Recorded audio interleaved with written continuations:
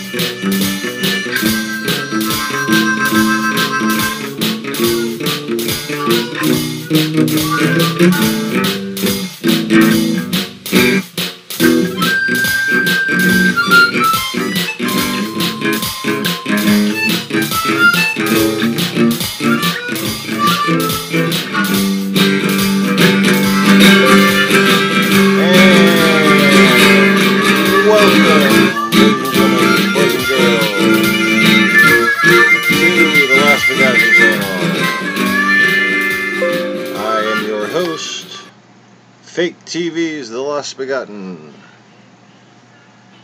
And yes, earlier, just as I was setting up the camera that's pointed at the fish tank, or a hime, and Marlena were in the far corner. And they were both looking at me, looking like they wanted to be fed. Marlena is the Mandarin, the female Mandarin. And Marlena squirts out a turd, and Orihime turns around and snaps it up. Didn't even spit it out once. Didn't even question it. Just, give me some. That was special. So anyways, thanks for joining me tonight on the broadcast program type thing. We're going to be doing some Irma Gerd, It's a Sturm updates.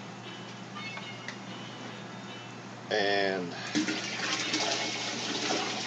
in between that, I'll be doing my water change in stages here, because I hurt my back the other day and was unable to keep up with my tanks properly,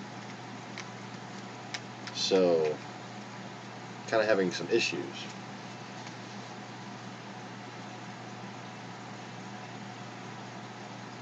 This if you look right here above the lip of the bucket, right there, that is right here. It's like, I think it's a mint chocolate chip Monty Pora. It's this green Monty with like dark spots and white. And it was doing really well for a while, and it's just taken to a turn for the worse. So I've been mixing up and making water all day, and I just put the last 2 gallons in the reservoir to heat up and finish mixing. It's crystal clear, so it's all pretty much finished mixing, but got to bring it up to temperature before I add it to the reef tank, or it would not be good. So, speaking of the reef tank, let me improve the view after I get a sip of coffee. And light a cigarette. Because, and you'd be surprised at Macna, you'd be surprised how many people who keep fish tanks, at least in the New Orleans and Louisiana area, that smoke cigarettes. Like, it didn't seem to matter how hot it was out there. People were just out there sweating their asses off trying to get a nicotine fix. Now, see y'all. I have my wonderful new free camera lens from Macna.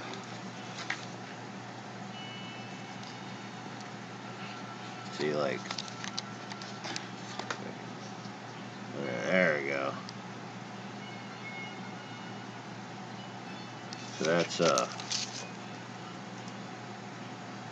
made by reefcurrents.org. They were giving these things out. It's a little orange lens for your camera. It's made for a cell phone camera, but I have the wonderful technology of Scotch tape. So anyway, earlier Reef Builders did a stream. Love that channel, by the way, if you happen to be watching. And I was just wondering, like, didn't he get his little orange lens from Macna? He was trying to film some corals and they weren't showing up in the purple light. But anyways, as you can see, the spectrum shift helps see regular coloration and improves focus under the bluer reef tank lighting, like this right here. Let me see if I can get us a good angle. Maybe back up just a little.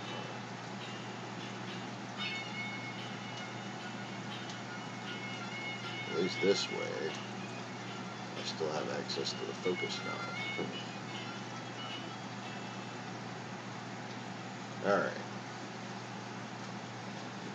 So, let's do a quick weather update, and then I'm just going to start cleaning out the fucking tanks, basically. Alright. Get my ugly face off of here.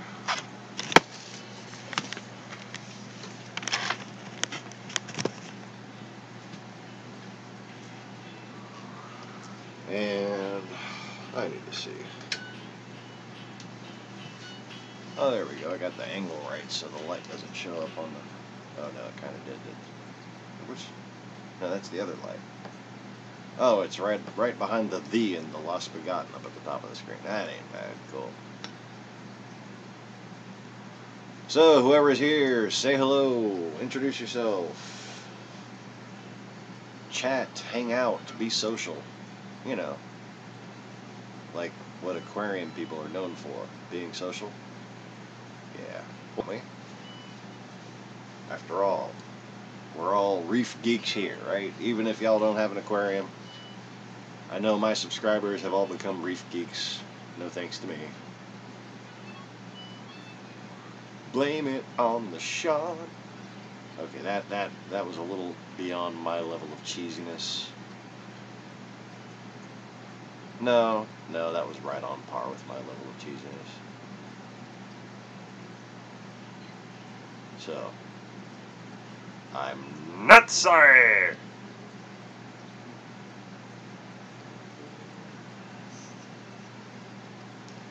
Apparently my wife got food poisoning at lunch. What the hell was it that you had? Barbecue sausage sandwich.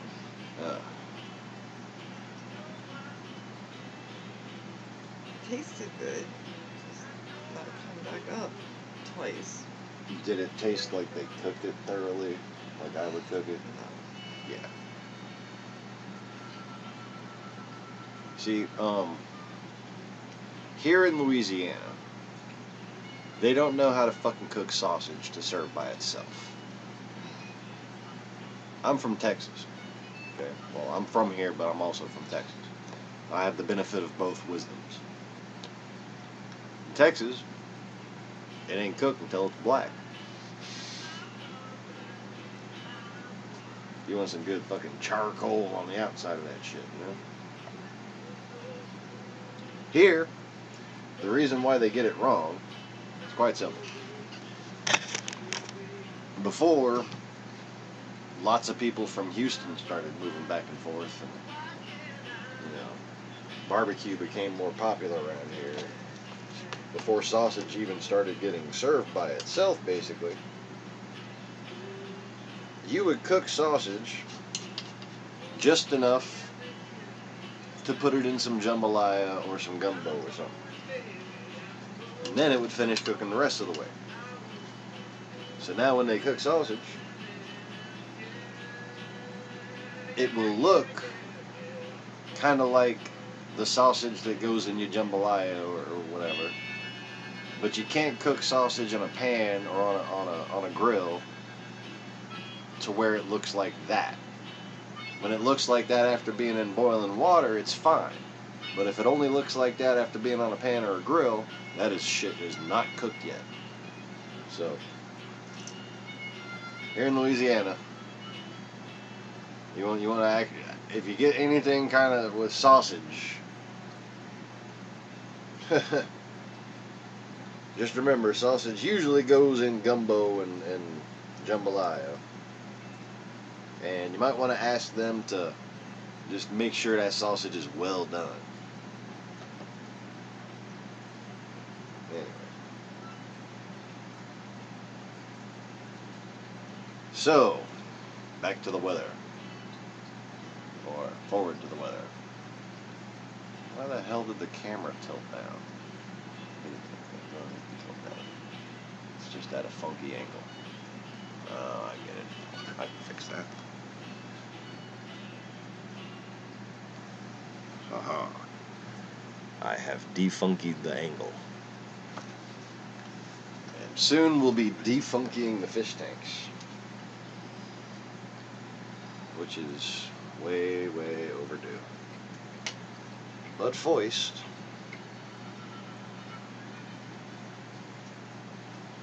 Let's check on this here storm. Because, Irma fuck is it doing? Is it gonna turn at all? Is it gonna go straight? Is it gonna be a smartass and listen to its mother for a change? Huh? Your name is Mom, nobody listens to you. It's just a fact.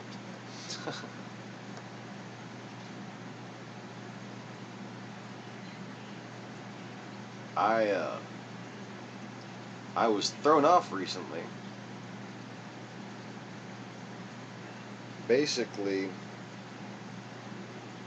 by my experience with heliocentric weather analysis. And really, I failed to take into effect the backdraft, rip current-like waves of westerly prevailing winds across the continental United States. So, from west to east, there's this riptide-like effect from the sun going from east to west, where that air cools down and moves back from west to east in pulses that we see as high pressure spots. Now, what had happened was, I thought this storm, just like the weather people did, was going to turn north. I thought it was going to turn north quicker than they thought. So I was, it looks like I've been dead wrong about this one. But usually kind of along the Bahamas, right? But this time this north wind came down and caused convection over the Gulf. And then the way the waveforms lined up between that north wind and the prevailing westerly movement caused a nor'easter-like spin to the atmosphere over the continental United States. And let me get some better images up here for us.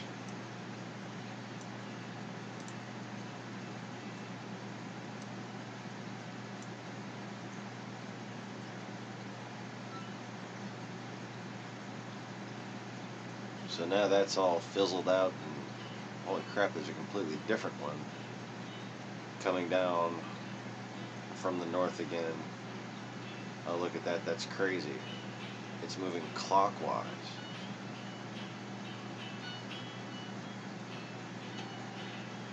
Holy shit. Look at that. It's a clockwise nor'easter. Kind of itch.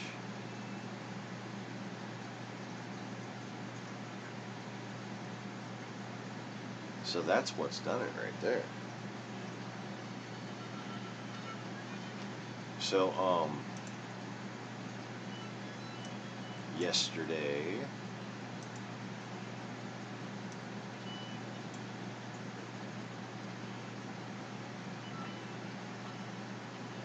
I know that was this morning. I have yesterday's.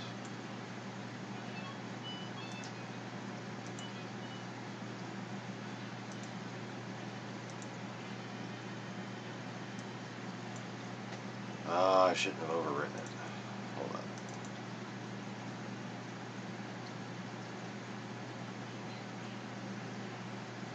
There we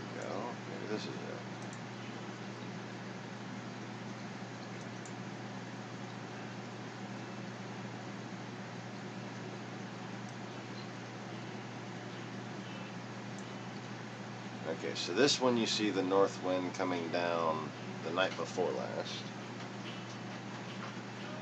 And then it kind of curled up into a nor'easter. Let's see if I actually have that graphic.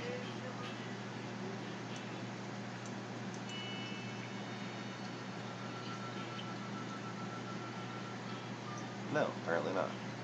Shit.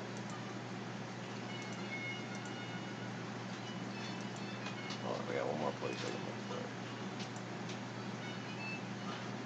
I was kind of being lazy about retyping a new file name for each one of these damn things.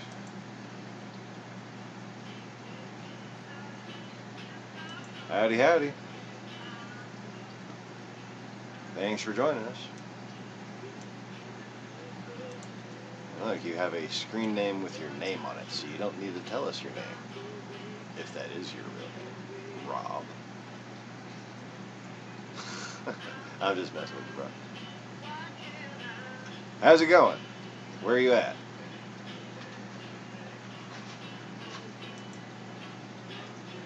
That's what we here in Louisiana say when we wonder where somebody's from. We say, where you at? It also substitutes for how you doing, what you doing, what are your plans for the day, and where are you currently located. Like, how far are you from my house? Where you at?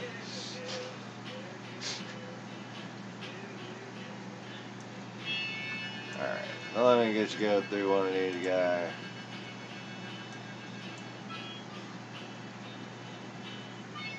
I know we had one on the video fucking yesterday that showed the damn nor'easterly spin up there. But apparently...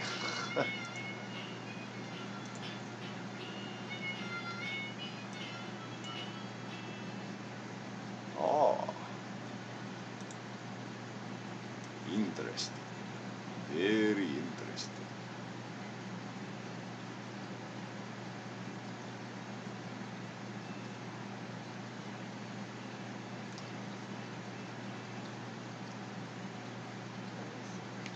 Okay, now that's the new one. No, this hurricane ain't nothing to be comfortable with. That's for sure.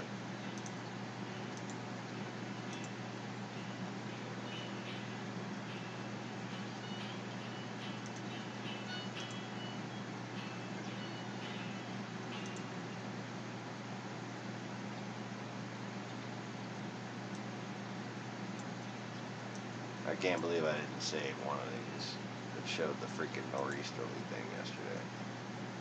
That's it kind of getting fizzled out in the top of that one.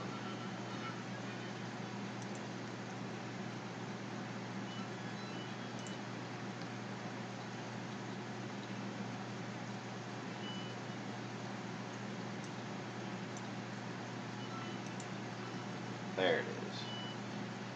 So after that north wind came down, this was yesterday. Okay. And that's what caused basically the unpredictability of the paths. So from this point, all bets were off. You got this storm in the Gulf pushing warm air against this cold air mass that had come down from the north. And that all caused convection and thunderstorms to break out over Florida yesterday. You see that on the bottom right corner of the screen.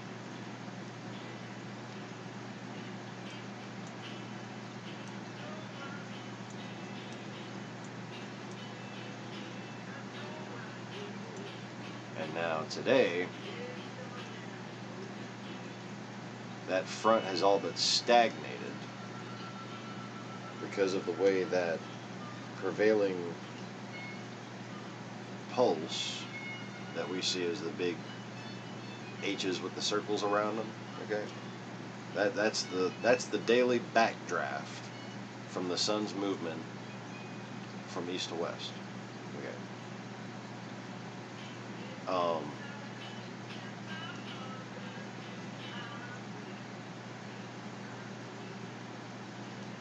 That north wind met with that draft at just the right time to cause that northeasterly spin.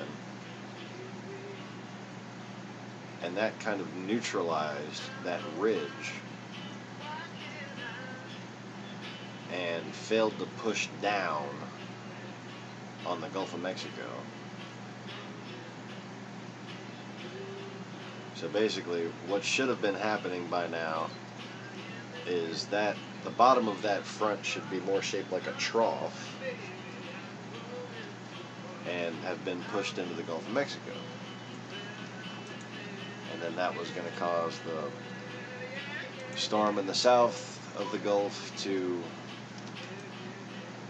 slam into Mexico, which it actually kind of did anyways, but it hasn't, gone in as far yet. See, it just kind of, went in there and fizzles out. And now you can see the northerly pulse, which is the air that cools off and gradually falls at the center of the North Pole, meeting up with the prevailing winds at the face of it and causing this clockwise, look at that, clockwise spin.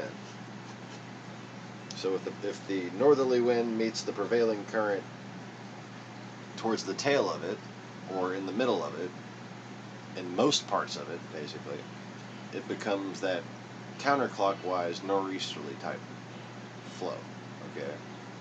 This one, the north wind has come right at the front of that pulse, and it's gone counterclockwise. So basically what that's done is caused air movement to shift the high pressure ridge further east while shifting it south, causing Irma to jog due west almost.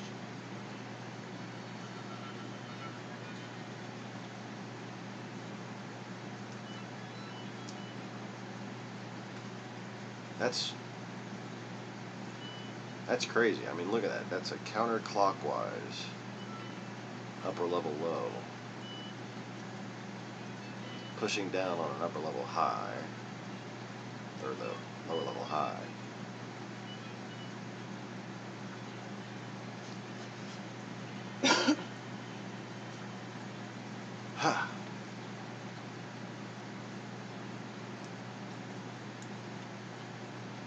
So anyways,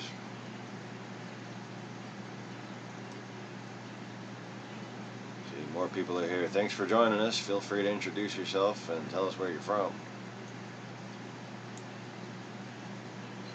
They say they will know where it's going to hit by tomorrow morning. So I'm guessing it's going to be hitting tomorrow evening. Yeah, they're saying sometime between tomorrow evening and Sunday morning. Right. That's about right. Sorry if I'm not talking that loud. I really don't feel well. Yes, Murphy's is here, but she had some undercooked sausage. And no, it did not come out of my pants. Oh, don't make me laugh. Sorry, my dear. Stomach. Sorry, dear. Didn't make you laugh.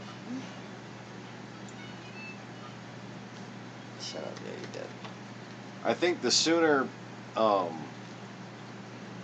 scientists, quote unquote, people have the little piece of paper that say they're a scientist because their parents were nice to them, that makes them smarter than everybody else. Yeah, kiss my ass.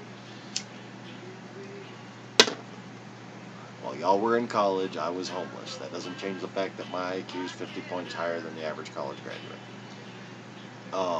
Anyways, the sooner they let go of heliocentrism and understand that these things you're witnessing are not caused by solar convection from great distance, the sooner they will be able to accurately predict these things with computer modeling. Right now, the computer modeling are just averaging observational data. They don't actually have any accurate physics or theory behind them. That's why there's so many different fucking projections. If they would simply convert from heliocentrism to a pancake-like model, they would be able to more accurately predict weather in the northern hemisphere.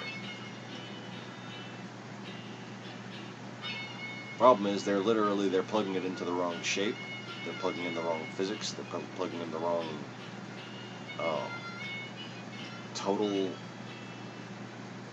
totality of air mass movement. Like, for instance, what happens to the air that the sun pushes up, and away? Does it become Superman? No. It cools off. And comes in waves, depending on other causes of upper level turbulence, and gradually kind of flows to the center like a drain as it cools down.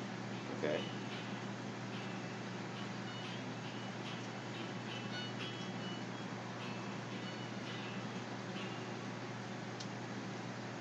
Yeah, it just slowed down. They're going to be revising. This is going to be a dynamic process, okay? They're going to be revising the time that it's going to make impact several times tonight. And they're really not going to know. Like I just was listening to the local weather person at CBS Miami, and he acknowledged that they're not really going to know when and where it's going to hit until tomorrow morning. So for them to be saying what time it's going to hit, no, you can't do that yet. You don't even know where it's going to hit yet. Or if it's going to hit. Yeah, they don't even technically, right, okay. If you look at this, counterclockwise fucking upper draft, look at that.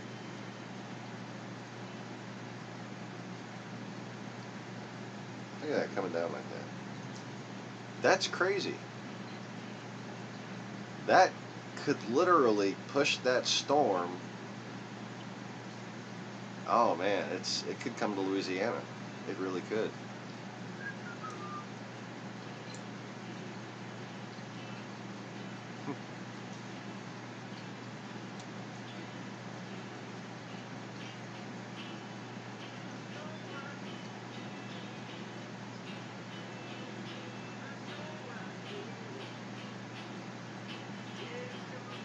Actually, you know what? It might hit New Orleans. Okay, so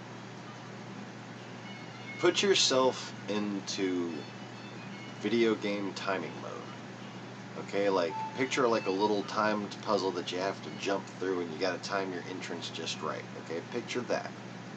Get yourself into that kind of brain algorithmic mode. Alright? Now, look at the three prevailing westerly pulses, okay, from going from left to right on the screen.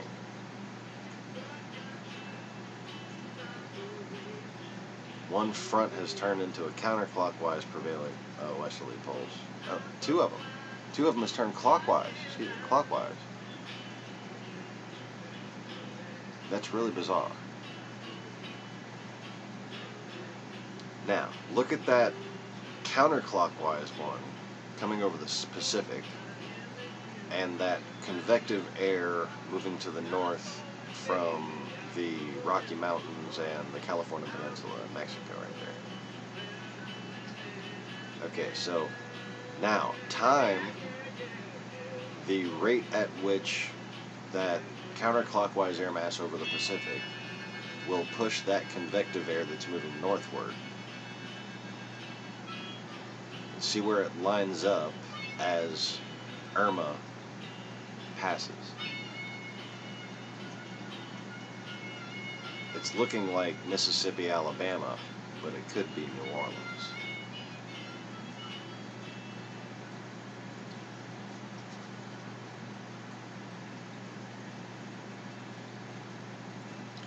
I would do I was right dance, but I'm too nauseous.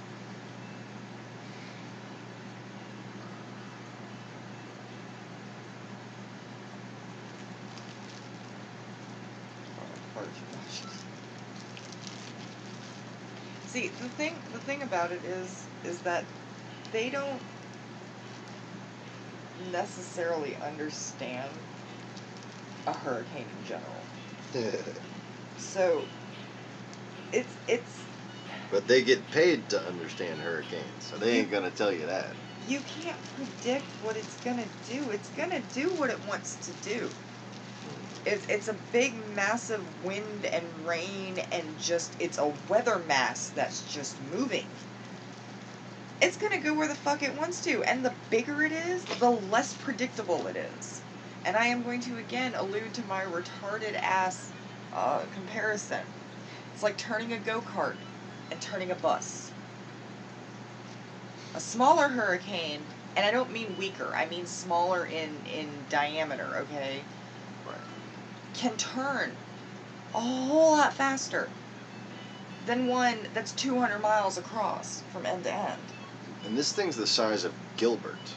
And Gilbert, they thought it was going to hit Florida and turn up. Then they thought it was going to hit Alabama. Then they thought it was going to hit Louisiana. Then it fucking went right into Houston and Galveston. It had weakened considerably, but it was a very wide, expansive storm.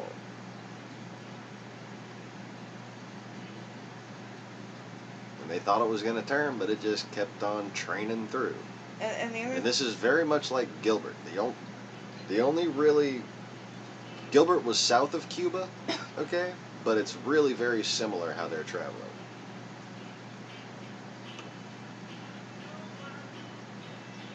But that's consistent with what you're saying there. That like Andrew was like a third the size of this. It was a very compact, dense storm. Okay. Right. That's this what one made it powerful. Was it was compact. And Gilbert was large, but not very dense. This one is large and dense. Right. I mean, this is basically a 300-mile wide tornado. And see, that's the other thing. Like, I was sitting there just getting ready to make that comparison to a tornado. You know, you can't track which way a tornado is going to go. It hits land and it just, like, fucking zigzags and does loop-de-loops and shit. Like, you can't track that. A hurricane isn't very much different. It's a giant ocean tornado. Especially, they don't even understand how these things get started to begin with. There's a tropical wave that comes off the coast of Africa. That explains it all. They got to learn more about how the sun actually interacts with the atmosphere. Because basically, if Jupiter's moons aren't as far away as you think they are, then the speed of light is different, and the sun isn't as far away as you think it is either.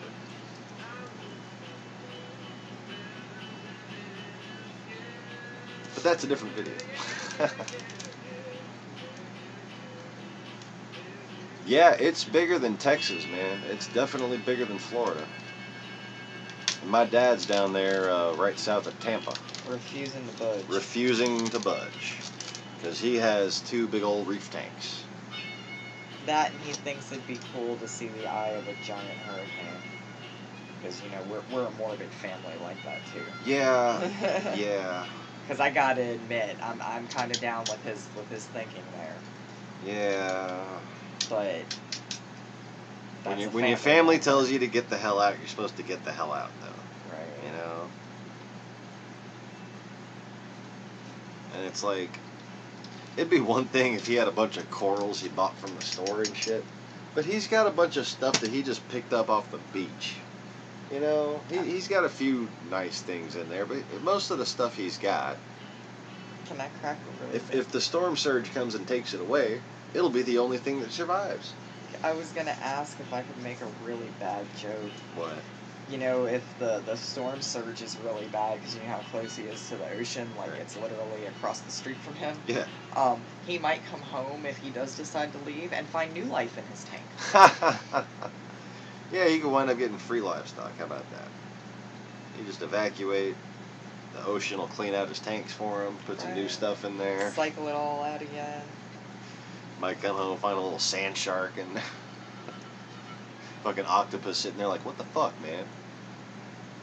See, some people might find that joke distasteful, but you have to know his dad to understand why I cracked that joke. Yeah. And I'm not a bitch. I love my father-in-law, okay? See, my dad, he kind of helped me get it wrong here, because he was saying that he didn't want the storm to hit him. He was hiding the fact that he secretly wanted the storm to hit him. So if he wanted the storm to hit him, I have incorrect data. You know, that's my Formula One driver excuse for the day.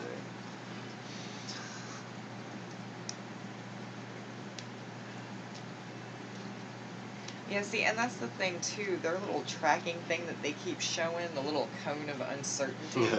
Like, this thing is way bigger than that cone of uncertainty. Like, your cone of uncertainty should be, at minimum, 400 miles encompassed from one end to the other in order to... Like a zucchini of uncertainty. Right. Eggplant of uncertainty. The extra large waffle cone of uncertainty. And, like, I'm gonna go and tell what happened on Facebook earlier that just, like, burned my ass. So I'm... Right. Smiley face, wind gust, angel, octopus. Right, yeah. That's like the best series of emojis I've seen all day today. That was fucking... It's poetry. That was emoji poetry. Right. Poetry and emoji. Emoji shit. I don't know. Dingo, you having a nightmare? Get him, Dingo. Get him. Don't be a wuss. Get him, Dingo. So I was watching this, or I was on Facebook.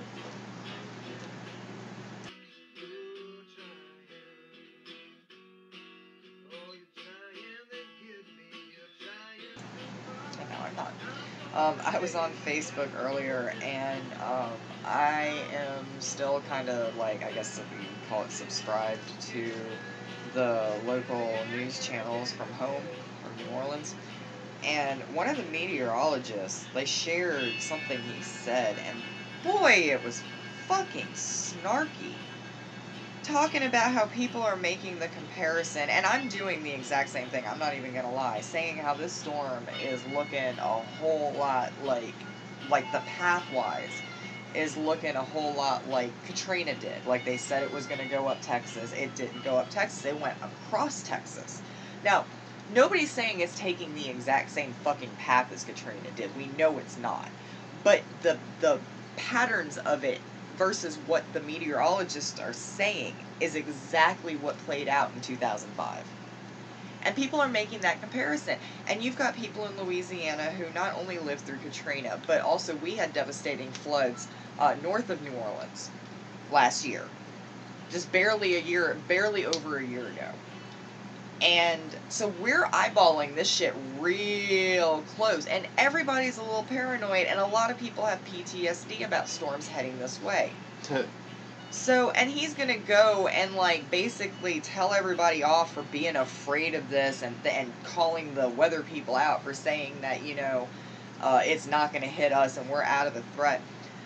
I freaking had to step in and make a point that, you know, every single time there's an update, every couple of hours, they've moved it further and further west.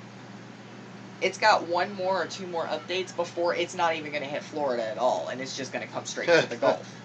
Like, we're that close at this point. And I went on my little soapbox, because you cannot sit here and tell a bunch of people that survived Katrina. And he kind of sounded fucking rude about it. It was! And that was my first thing, was rude much?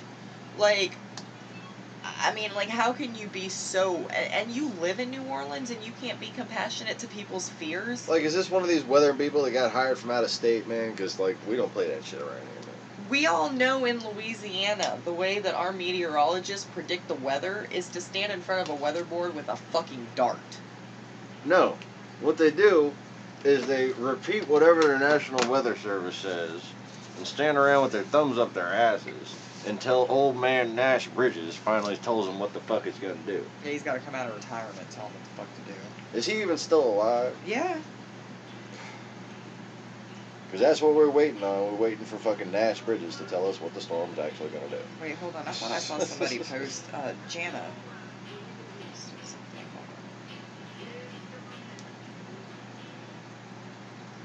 he's got like the feel for it.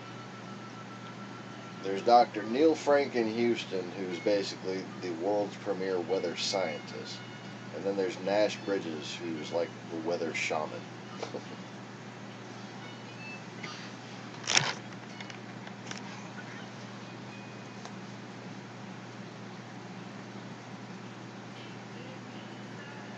Alright.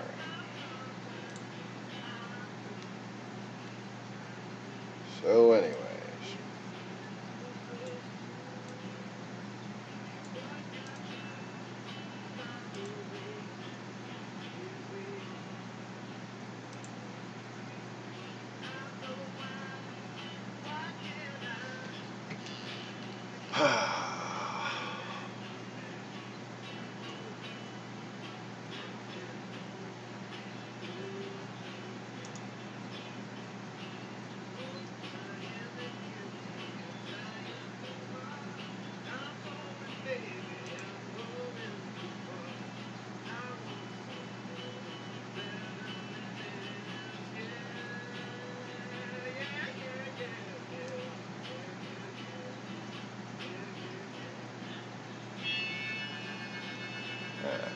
See what I can do about the view on this fish tank here. I think I'm wasting my time.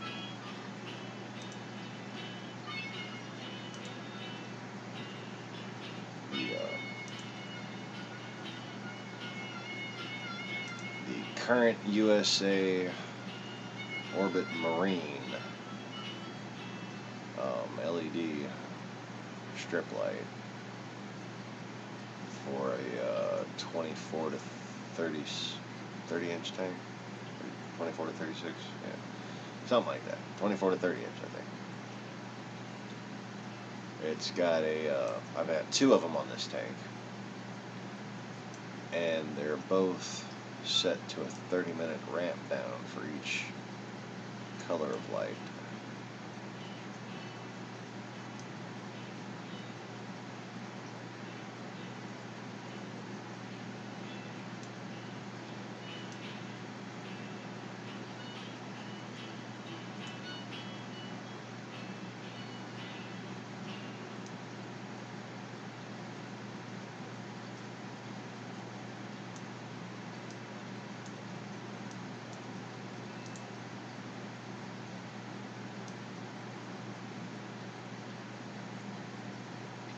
I hope it wears out.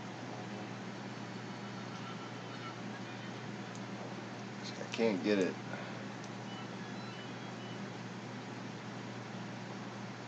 Blue enough without turning the reds bland. That sucks.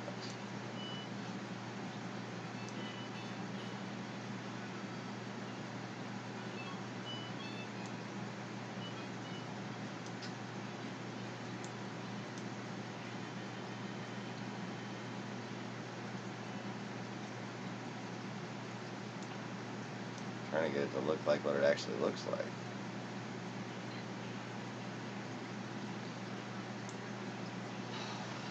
I guess that's close enough.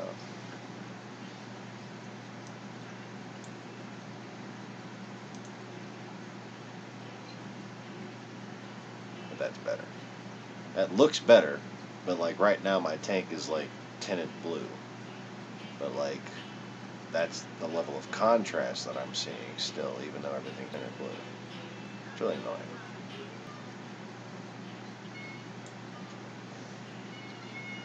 So anyways, who else is here? Introduce yourselves. Tell us where you at.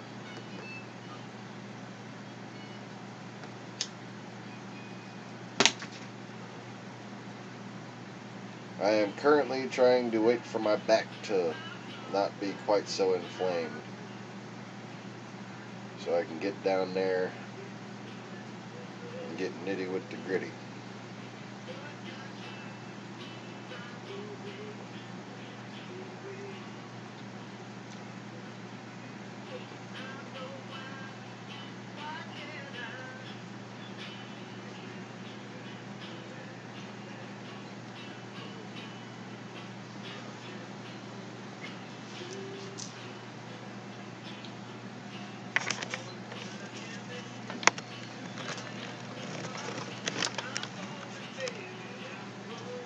Looks like I'm having broadcast. What the hell is that about? Oh, and as soon as I say it, it turns green again.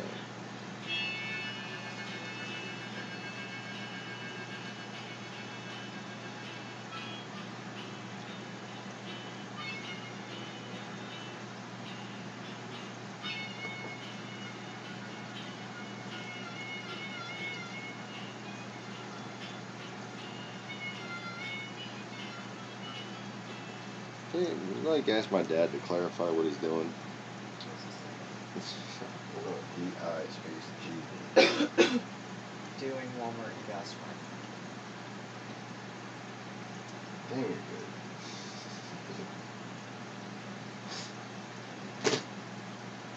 Have I told you about a lot of our parents? That wit.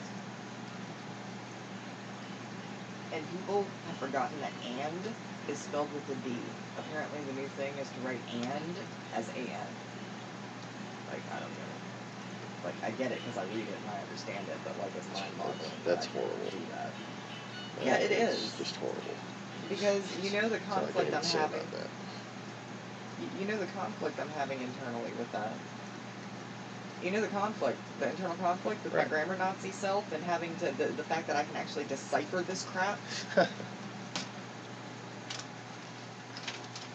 I don't know if I'm schizophrenic or extremely talented. Alright. Hey Tatsuki, you look hungry.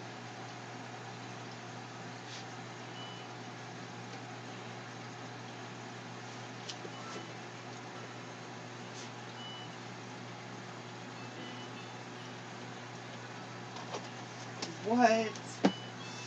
Alright, feeding the fishes. Apparently a Florida sheriff office said in a series, Polk County Sheriff's Office said in a series of tweets that if you go to a shelter for Hurricane Irma and you have a warrant, we'll gladly escort you to the safe and secure shelter called the Polk County Jail. Huh. That's fucked up. That's But we got a great view of Big Mama.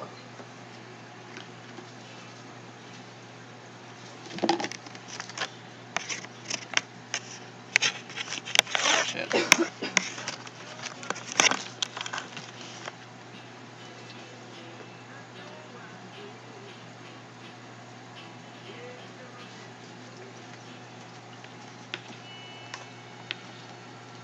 This is my gigantic female stomatella.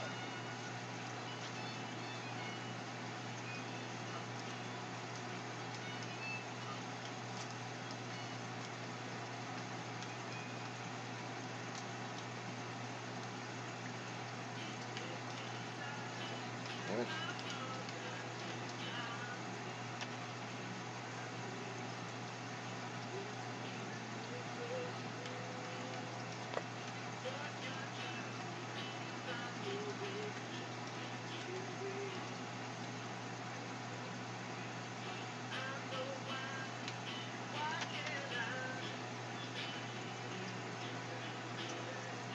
Hi, Big Mama.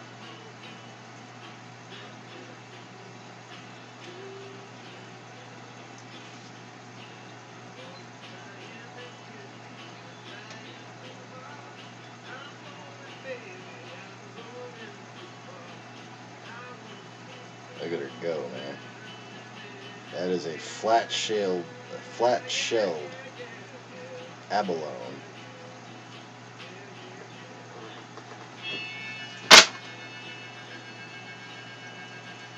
Really, Dingo? Go in your room. Dumbass dog.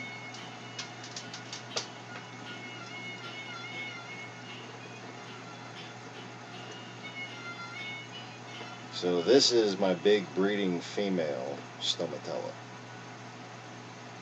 And I think, actually I don't know if that's Big Mama. That's not quite big enough to be Big Mama, is it? might be one of the other ones. but we got some pretty big ones in there. Several of them.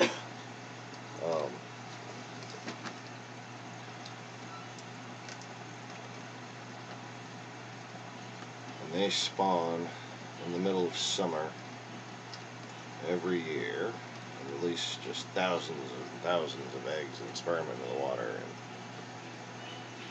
I've got an incubator set up, but I don't know if any of them made it in there. But I'm expecting to gradually see dots like this one grow into those kind of snails. I had it happen before a long time ago, and I tried to facilitate it this time. But man, everything was just cloudy and it was great.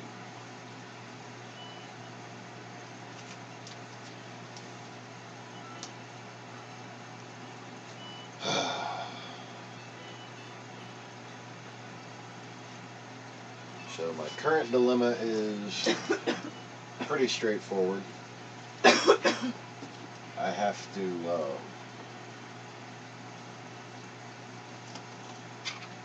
get all the gunk and funk, and slime and hair algae out of here.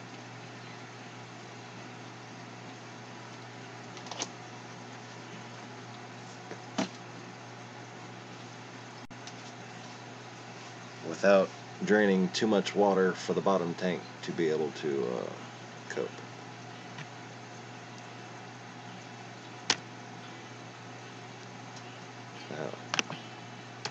There. Alright.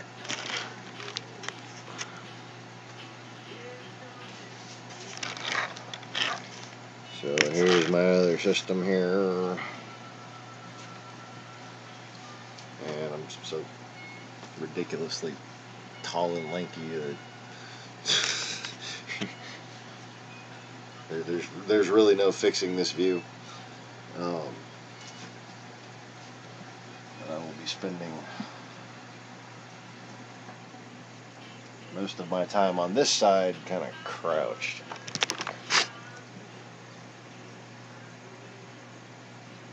All my fish are doing great. I just have one monopora that had fallen and is now having problems. And I want to get my water as ideal and pristine as possible, so it can recover as quickly as possible. I don't want it to spot out and have like little algae bits growing right in the middle of the coral. I've had that happen before. I hate it when that happens. Oh look, siphon hose. We don't need that. Alright, so where to begin? That is the question.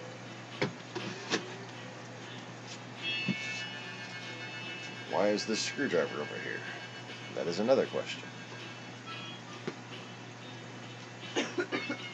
Why do I still want another cigarette? I suppose that's also a question. One that can be solved.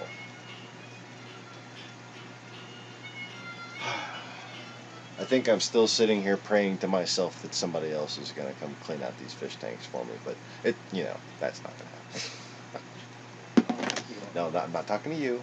I was gonna say, I don't think I'm speaking proverbially of our ungrateful children.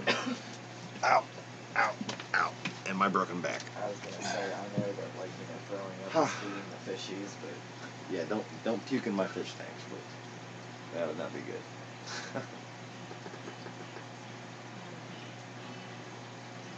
My fish are all doing great. I breed clownfish, so my fish are all the healthiest fish can be. I have one Picasso onyx down there in the bottom, which we will be streaming again later, once the lights get dark in the reef tank. She came in from a batch of clownfish that all died at the store that they were at.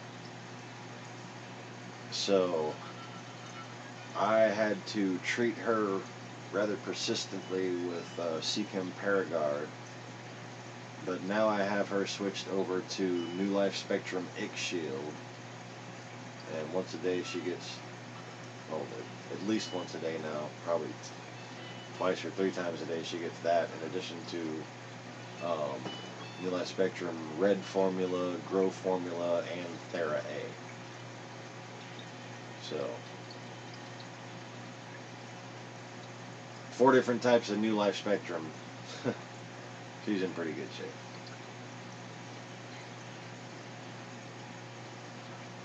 I can't believe those fish didn't like the big marine pellets though. I wound up, I bought one type of one type of New Life Spectrum that's for marine fish, but it has like big tangs and triggerfish on it, you know. But I thought Mai would like it, and Bubbles seems to like really big pellets, my breeding female percula. They weren't having it, so I just took it to the store, local store, and traded it out for something else. But I'm glad I didn't trade out that Ick Shield stuff, a $35 bottle, little jar of fish food. And since I put her on that, she's been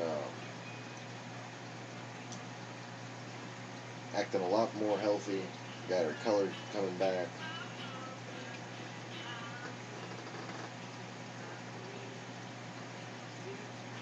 And hopefully tonight, she'll be getting even more healthy. About to change 8 gallons out of, how many fucking gallons? 8 gallons out of 80, so I'm about to do a 10% water gain.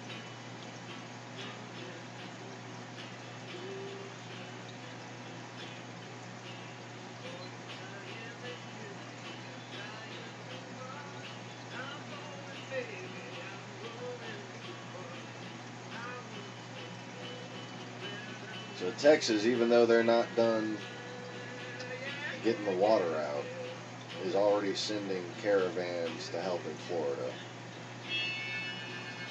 That's awesome. Once that storm finishes blowing through there, the Cajun Navy's going to be on its way, that's for damn sure.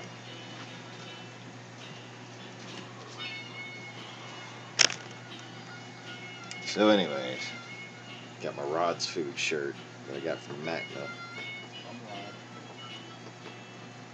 Well, like I said, my back was out for most of this week, and it's getting kind of shitty right now. Like my algae in my sand. Look at that. That's not acceptable. My sand must be pretty and white. I'm not like racist or anything, but you know, my sand must be white. I don't know. I thought there was a joke there for a second, but it ran away from me, or I ran away from it, one of the two. Hi, Emily.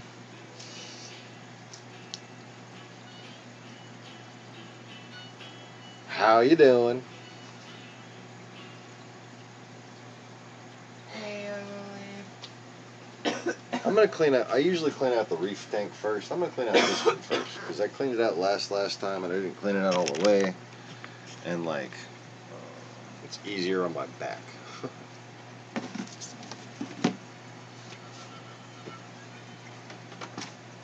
Alright.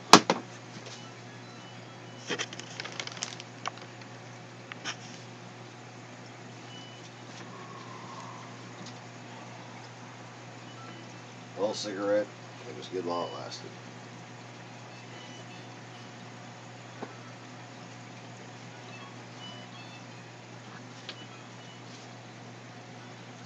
Beggars.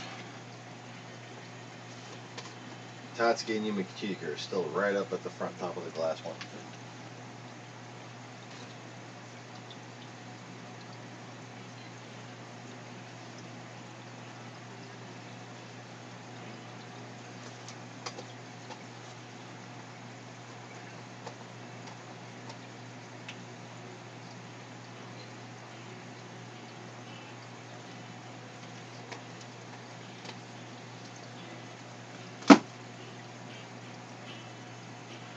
Spoiled babies. Yeah, I'm still feeding the fish. I'm still feeding the fish.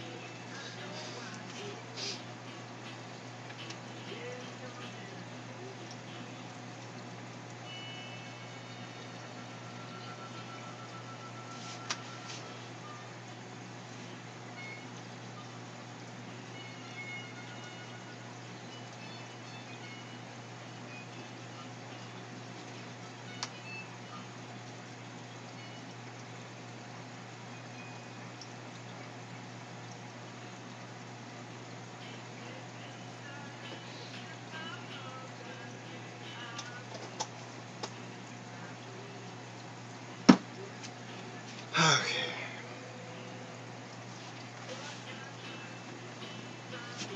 What's this doing over here? That's supposed to be right there. Serves a very important purpose. Bow to the flipper god.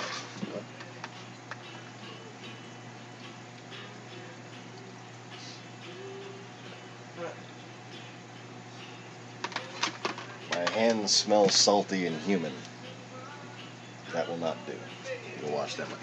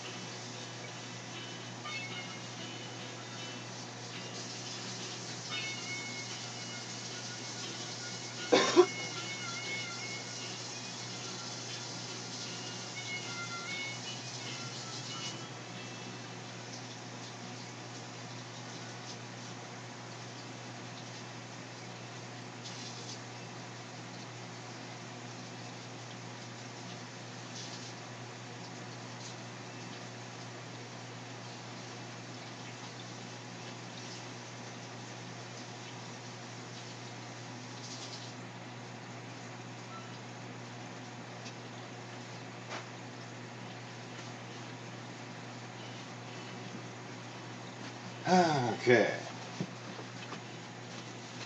Now we are ready for surgery. Yes. Now. Where's the lid to that thing?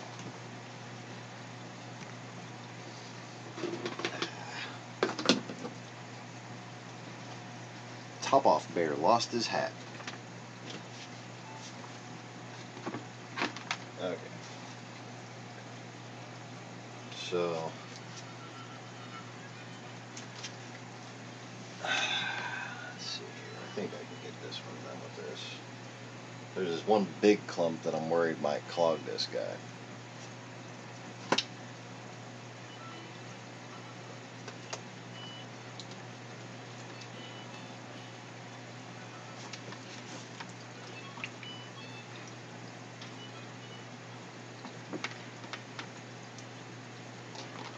There it is. There it goes. And clog avoided.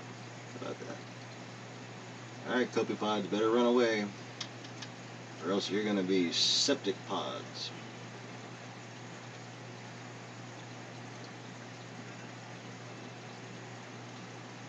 Yeah, I'm starting to think that I have, more than likely, an active pod population in my septic system. What do you think, dear? Sure. Bristleworms, Starfish.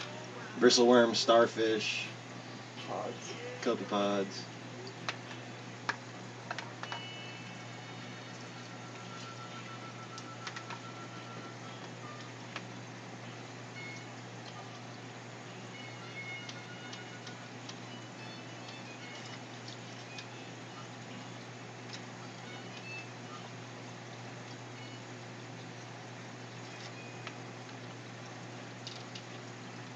So there's not a whole lot to cleaning a saltwater reef tank.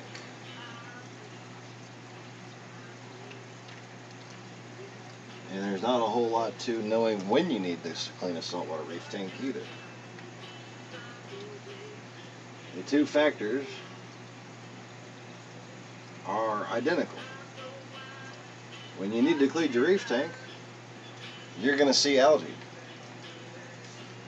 When you clean your reef tank, you siphon out all the algae. And then you just replace the water. Over time, you'll get to learn how much water you need to mix up ahead of time, and you'll get into a rhythm. And eventually, your algae problem will be reduced. At that point, you go from siphoning your algae to siphoning your sand. But at that point, you keep the same rhythm, the same amount of water that you would change when you siphon your algae. And that's how long and how much sand you need to siphon, which might not necessarily, like, in my systems, for instance, I have so many different sand beds that I can't siphon them all in one water change. But I still siphon the same amount of water every time, which is, for me, 10% or 8 gallons.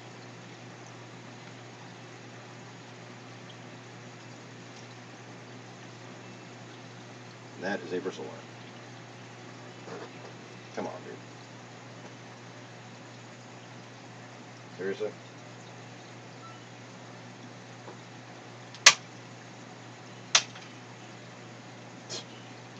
Okay. He just went to live in the 10 gallon.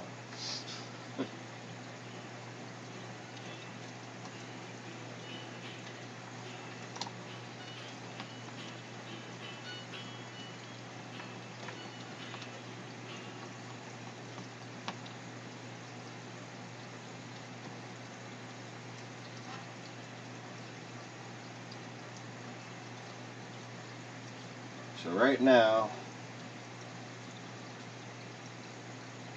if I can get the algae and the detritus on these flower pots up quick enough, then I'll do some sand siphoning. And that might be possible because I only have algae in this tank as far as on the glass goes. I don't think I have any algae on the glass in there. And then I just had a shit ton on the divider because I didn't siphon it off last time. But from how much I've been feeding Tatsuki and Yumachika down there in the bottom tank, I think it'd be pretty wise if I siphon the sand down there. So I'm going to try to time it out just right to where I'll be able to. Whew.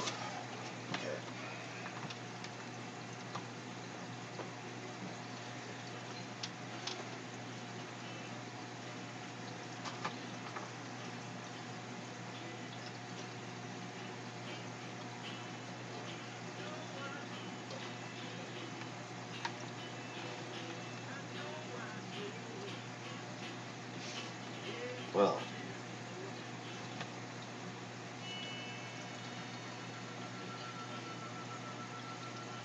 some hair algae and a starfish just disappeared into nothingness. Oh well.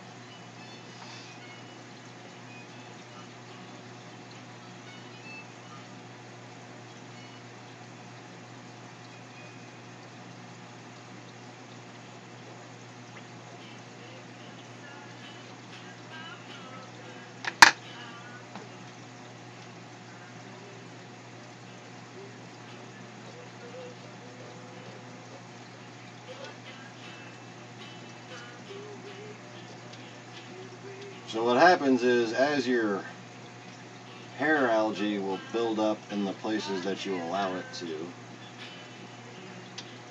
by not thoroughly cleaning it off the glass, just siphoning off the excess. You keep those nutrients, the phosphates and nitrates, out of the water, locked up in those algae. But then if they get to the point where they need to be cleaned and then you don't clean them out, they begin die-off because they grow so much that parts of them stop getting light. And then those parts release nutrients back into the water.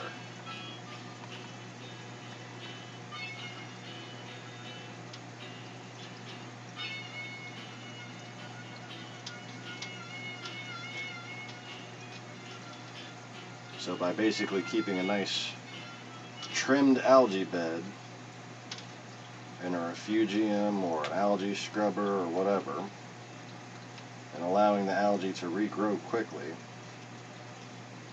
you keep it from growing on other places, allow easy access to it, and you export your nitrates and your phosphates the easy way, or the cheap way at least.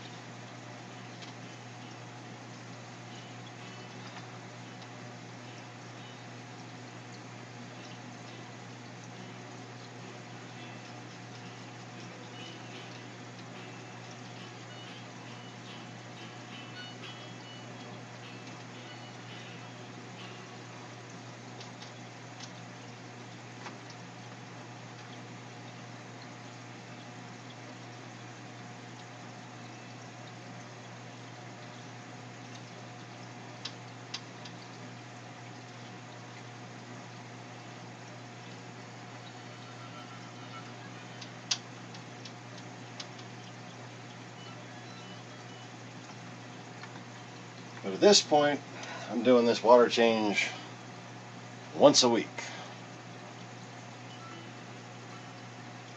Good evening, Lacey. How are you? And take it easy, Rob. See you again later.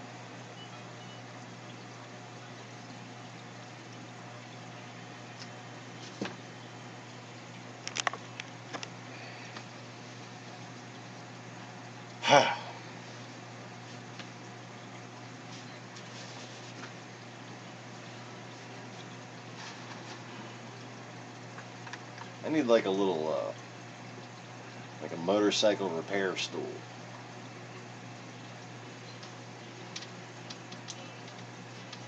Just for working on these tanks right here. Then these tanks down here are kind of too low for that. So I just sit Indian style for that. Or what are they supposed to call it now? Crisscross applesauce. Crisscross applesauce. Fucking Indian style, man. Come on. So the Native Americans, even though they're talking about Southern Asian Peninsular Indians, when they say Indian style, because that's who sits like that, you know, with the whole yoga thing and whatnot. So there's some nice. It's like an onion of ridiculousness. It's got layers.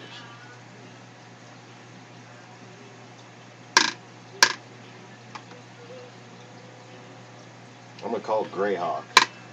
Ask him if he's offended by people saying fucking sitting Indian style. And I'm gonna record how hard he laughs.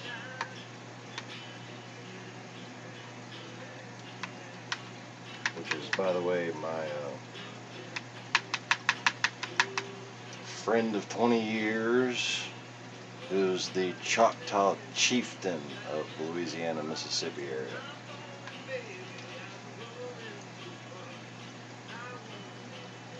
What the fuck is going on here? Something has gone wrong with Puddin' Pops. Ah, okay. That worked.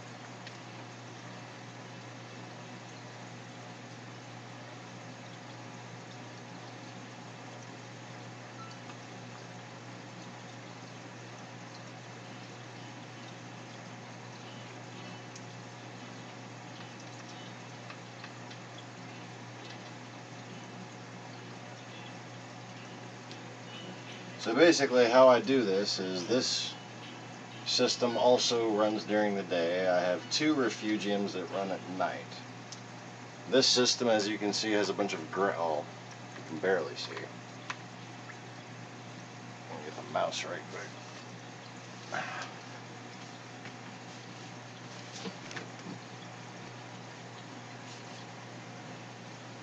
Oh! Okay. Y'all almost had a great view of my ass, but it's just a little too low for you. Sorry.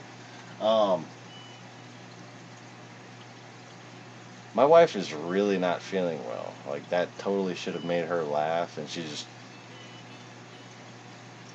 Why don't you go lay down, baby? Well.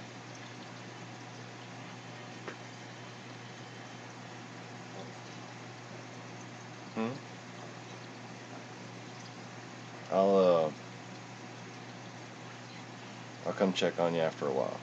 Okay. I'll come check on you after a while. Just give me like 10 minutes.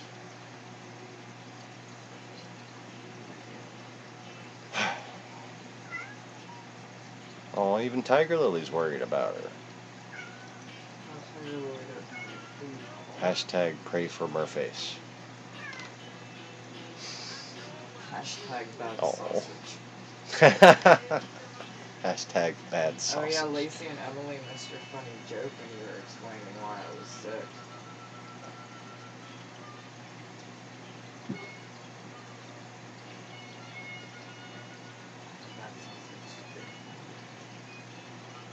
Oh yeah.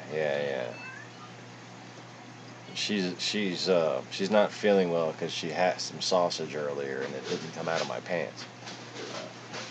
Something like that. It was funnier at the time. What the hell is it? Oh, that thing. Oh, and I got the mouse for a reason. Oh, look at that.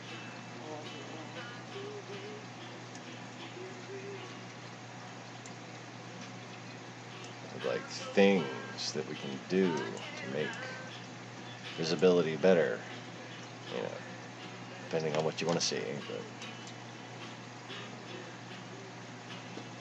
okay, I guess that's good enough.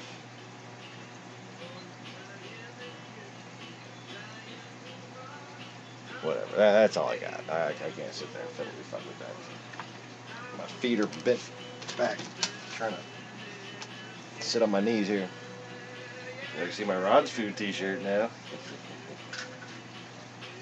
I'm way too happy about getting this Rod's Food t-shirt. That was cool, you got it from the man himself. Yep, got it from Rod. For free. He liked me. Should have got me a pink one. Oh, I'm sorry, baby. Alright, I'll do that.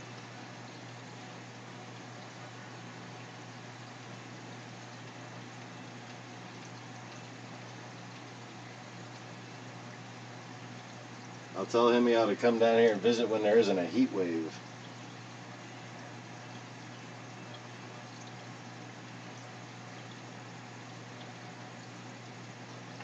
Yeah, you should have seen everybody trying to smoke cigarettes outside of Magna. Surprising amount of people who keep fish tanks smoke cigarettes. But when you think about it, it's not surprising. Both are vices of relaxation. Now I want a cigarette. Shit. Because my fish tank is not relaxing me at the moment. It's making me work.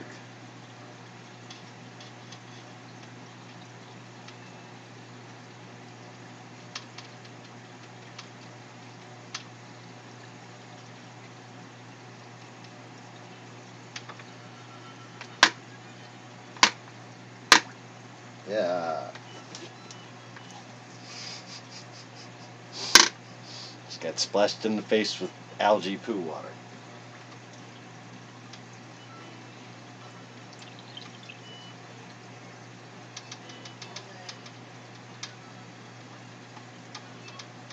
At least I'm getting my trace minerals.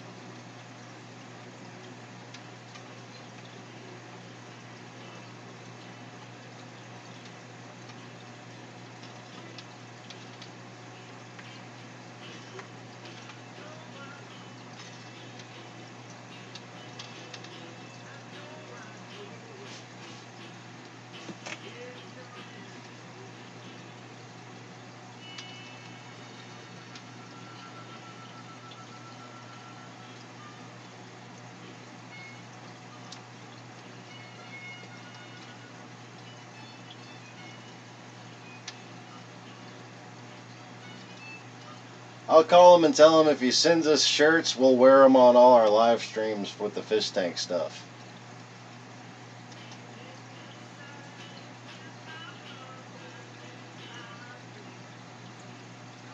Like, I'm all about promoting a product I really believe in, you know? Like, I've told y'all before, if you want to have a happy anemone, you feed it Rod's Food Breeder's Blend.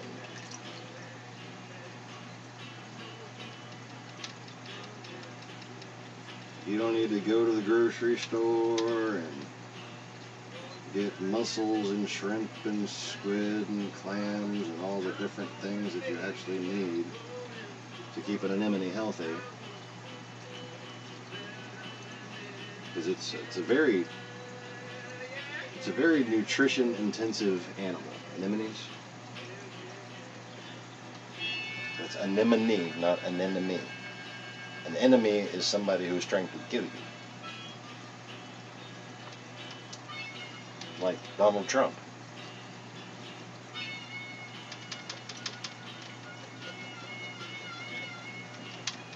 Anyway.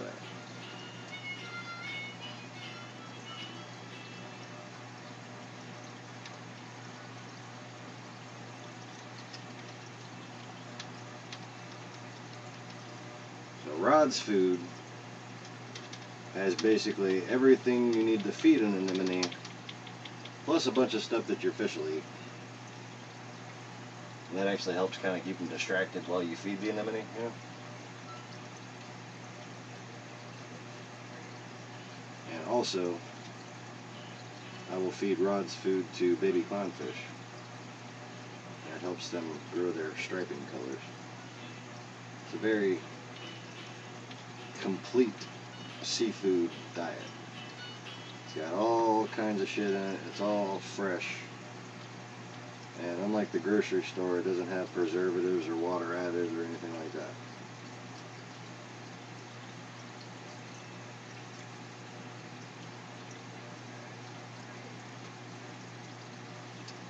And there's krill and mussels and clams and squid and all kinds of shit.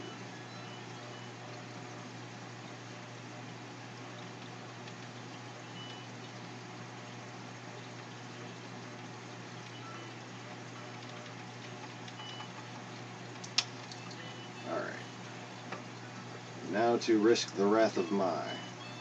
Please don't bite me, my. Don't bite me, my. Don't bite me, my. Don't bite me, my.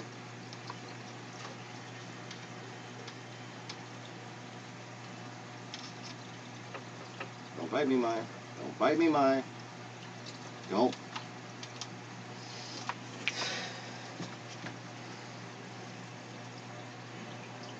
Apparently she is getting ready to breed. That's oh, that's pretty feisty there. I don't even want to know what kind of damage that fish can do to like the tender bits on your under wrist, you know? Holy shit. But I have to do that because I got to scrub the algae off the heater as well as possible. Alright, I'm back. Oh, she ran away that time. That's good. Oh, come on, float. Float, damn it. Float. Before she figures it out.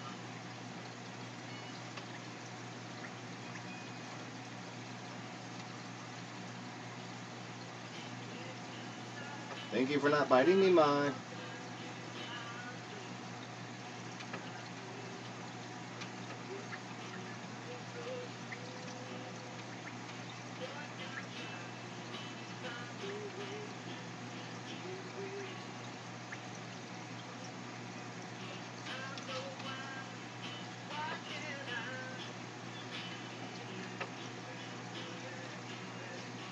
You know what? I need to replace this heater.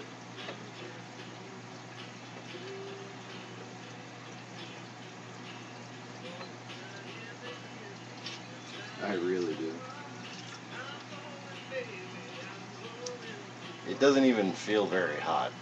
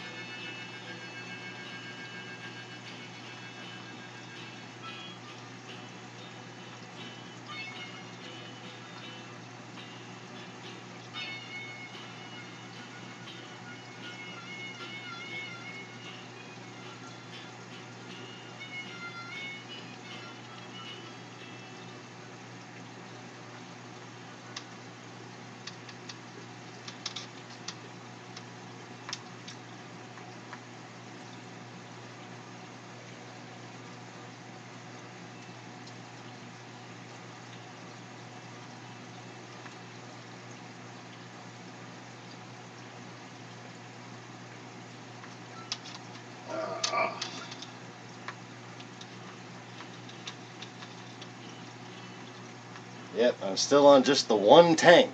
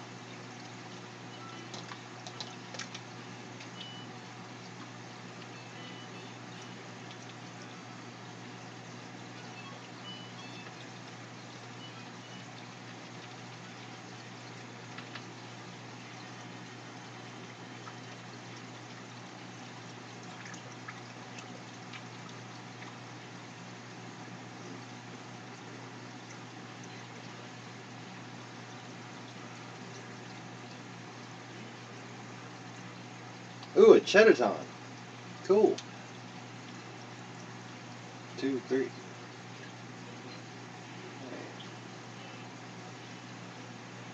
Yeah, it's a Chedaton. Well, that's cool.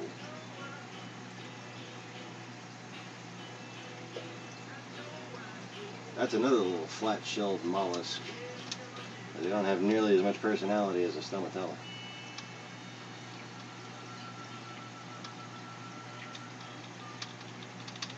Those probably came from Rick's Reef too. I used to have those in my old system. I think they came from his. As opposed to the stomatellas, which actually came from my system and then to Rick's Reef from Mark's Marine up here in Baton Rouge. So I moved out here after Katrina and then moved back to New Orleans. And then moved back down there again, obviously.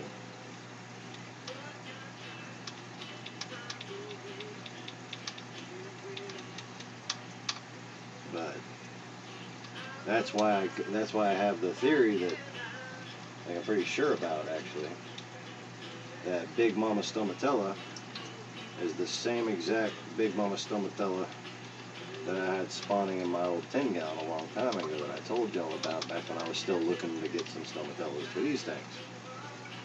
So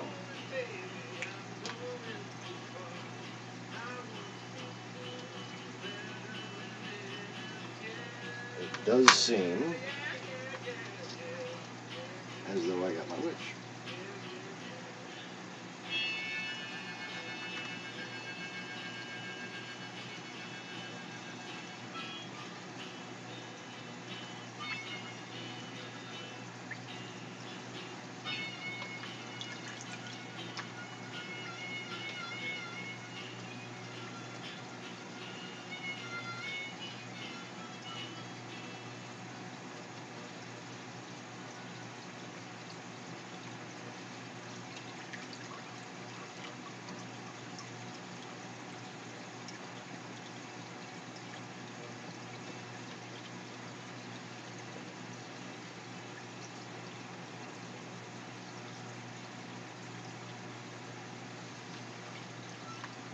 Okay.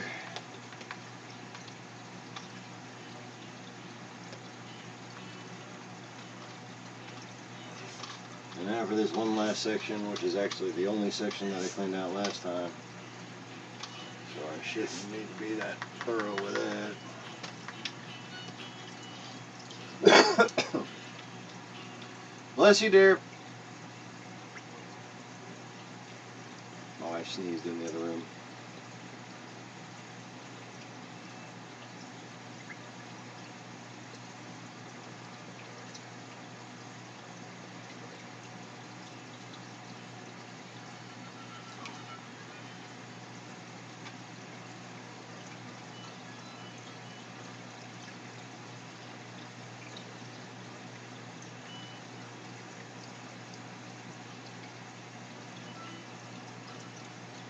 Okay, the pain is getting really intense at this point.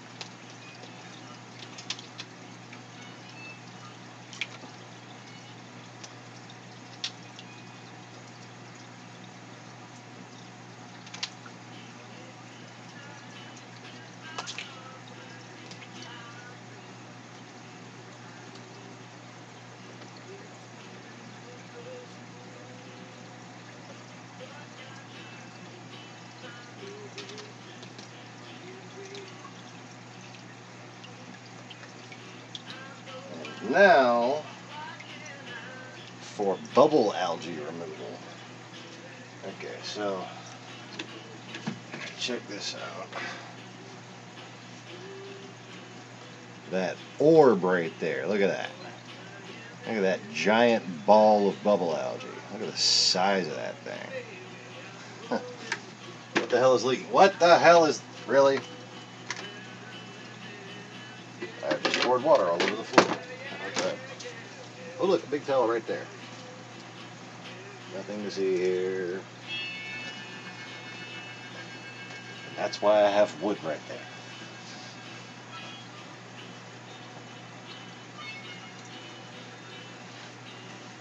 And the towel at the edge of the wood.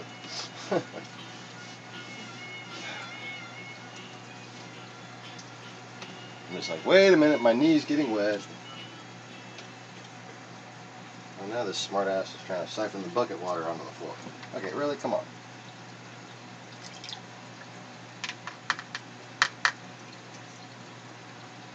I had the other end of this in the bucket. I was just going to let it run for a fucking second. Jesus. If it wasn't for bad luck. Okay. So anyways. The bubble algae.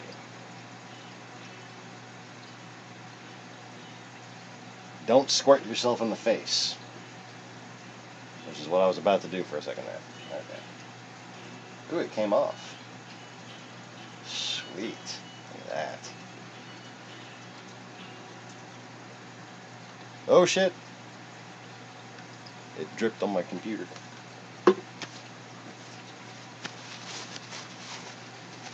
Well, this is just all kinds of exciting, isn't it?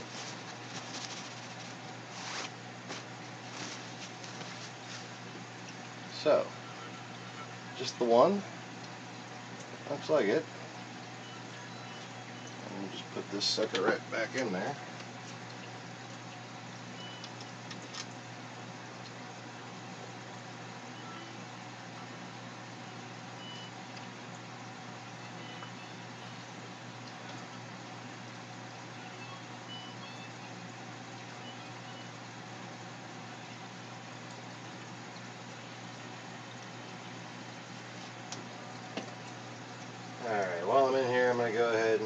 Take a toothbrush to my power head here.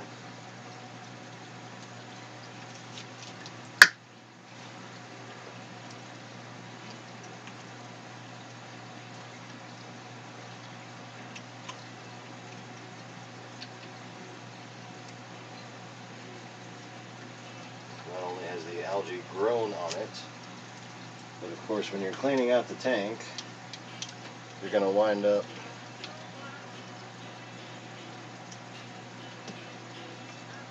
breaking algae loose, and it's going to get caught up on your power head intake, and that reduces the flow rate.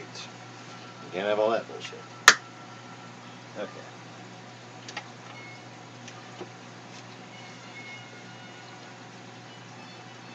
So, I'm going to go show this to my wife now, while I attempt to carry the bucket to the bathroom. Okay. Oh! Shit.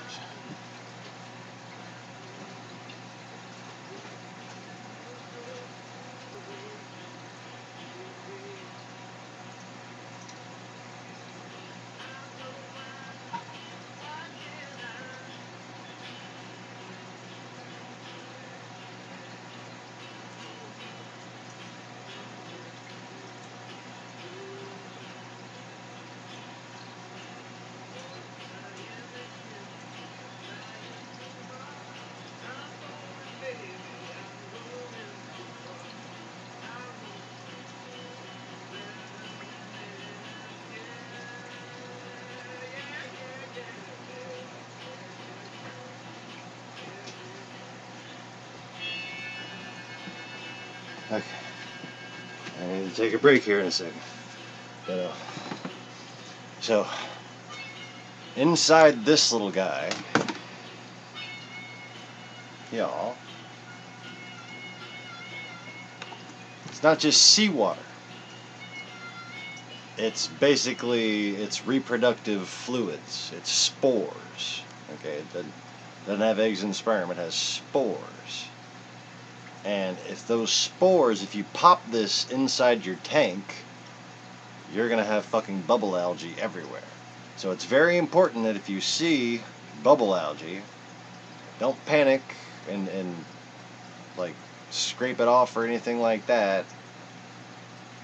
Let it grow to where you can get it off easily.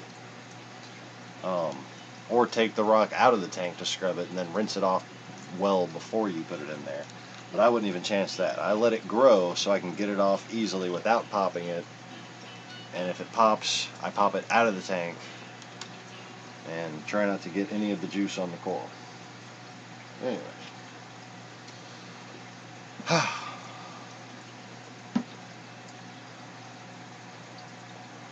Lacey says she's sorry you don't feel good, baby, and she doesn't either.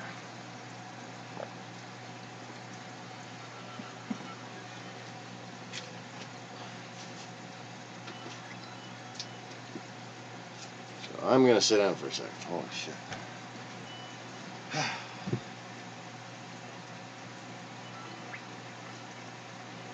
I realized I haven't eaten anything today. Yeah.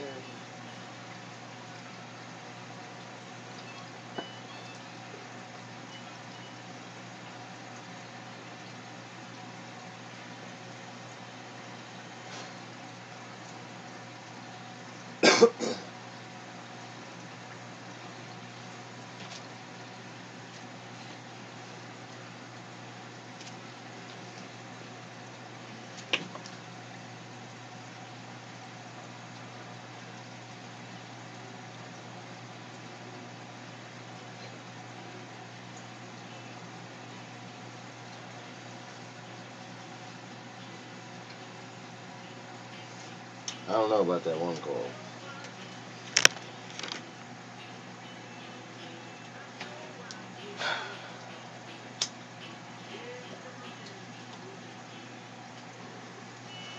Turn on fucking facing light here.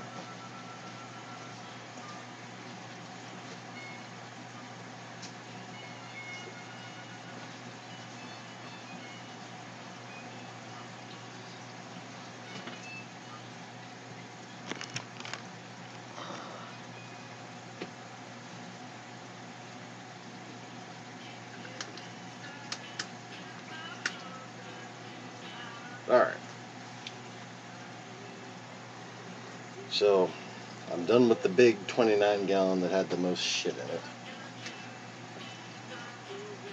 And I've got plenty of room left for more siphoning. So the next step is I'm going to siphon the sand. And then I'm going to go into the bottom with the macroalgae. With the prolifera. And there's a bunch of pieces with cyano growing all over it. I'm going to get all that bullshit out of there. First I got to get a bunch of bullshit out of my way.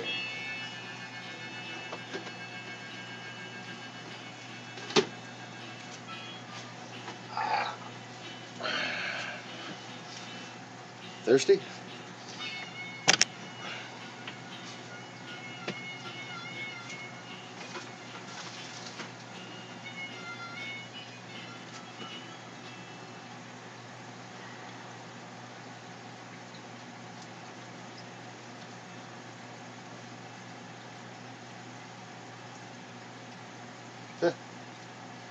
Ugh, the little clownfish at the bottom are being just adorable.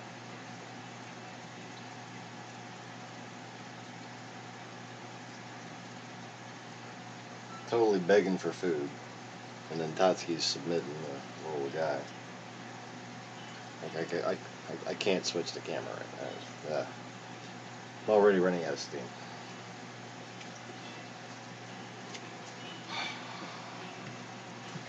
Sit down and drink a little more coffee. Back.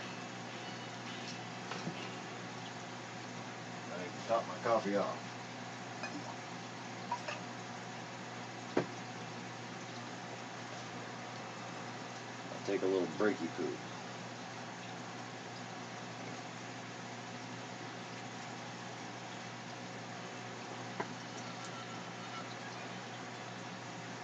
Because I have much more hunching down and bending over to do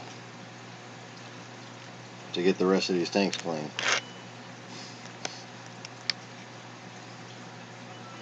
And if you're new to the channel, more tanks, more tanks, more tanks. This is the only live streaming saltwater fish room on YouTube.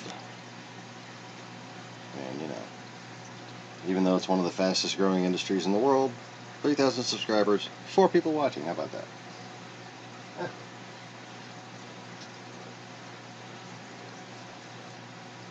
But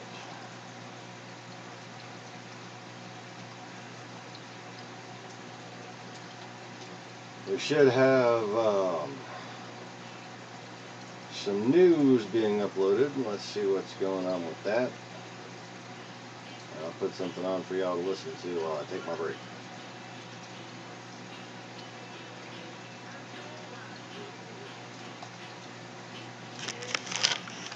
Shout out to the Majestic Aquariums guy in Sydney. Love your guitar videos, brother.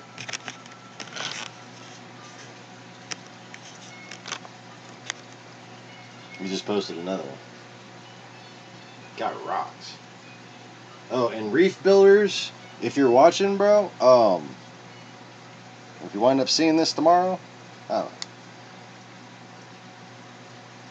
check out Majestic Aquariums TV. The space is between Majestic and Aquariums. After Aquariums, there's no space between that and TV. That's a channel from a store in Sydney, Australia. And if you like Favias, yeah, check them out.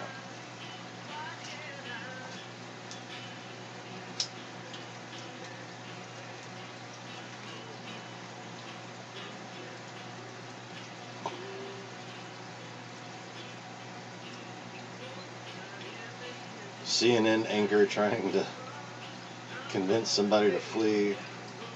Gas stations are running out as the highways have started piling up with traffic. Oh yeah, this is going not very well. And now Rachel Maddow.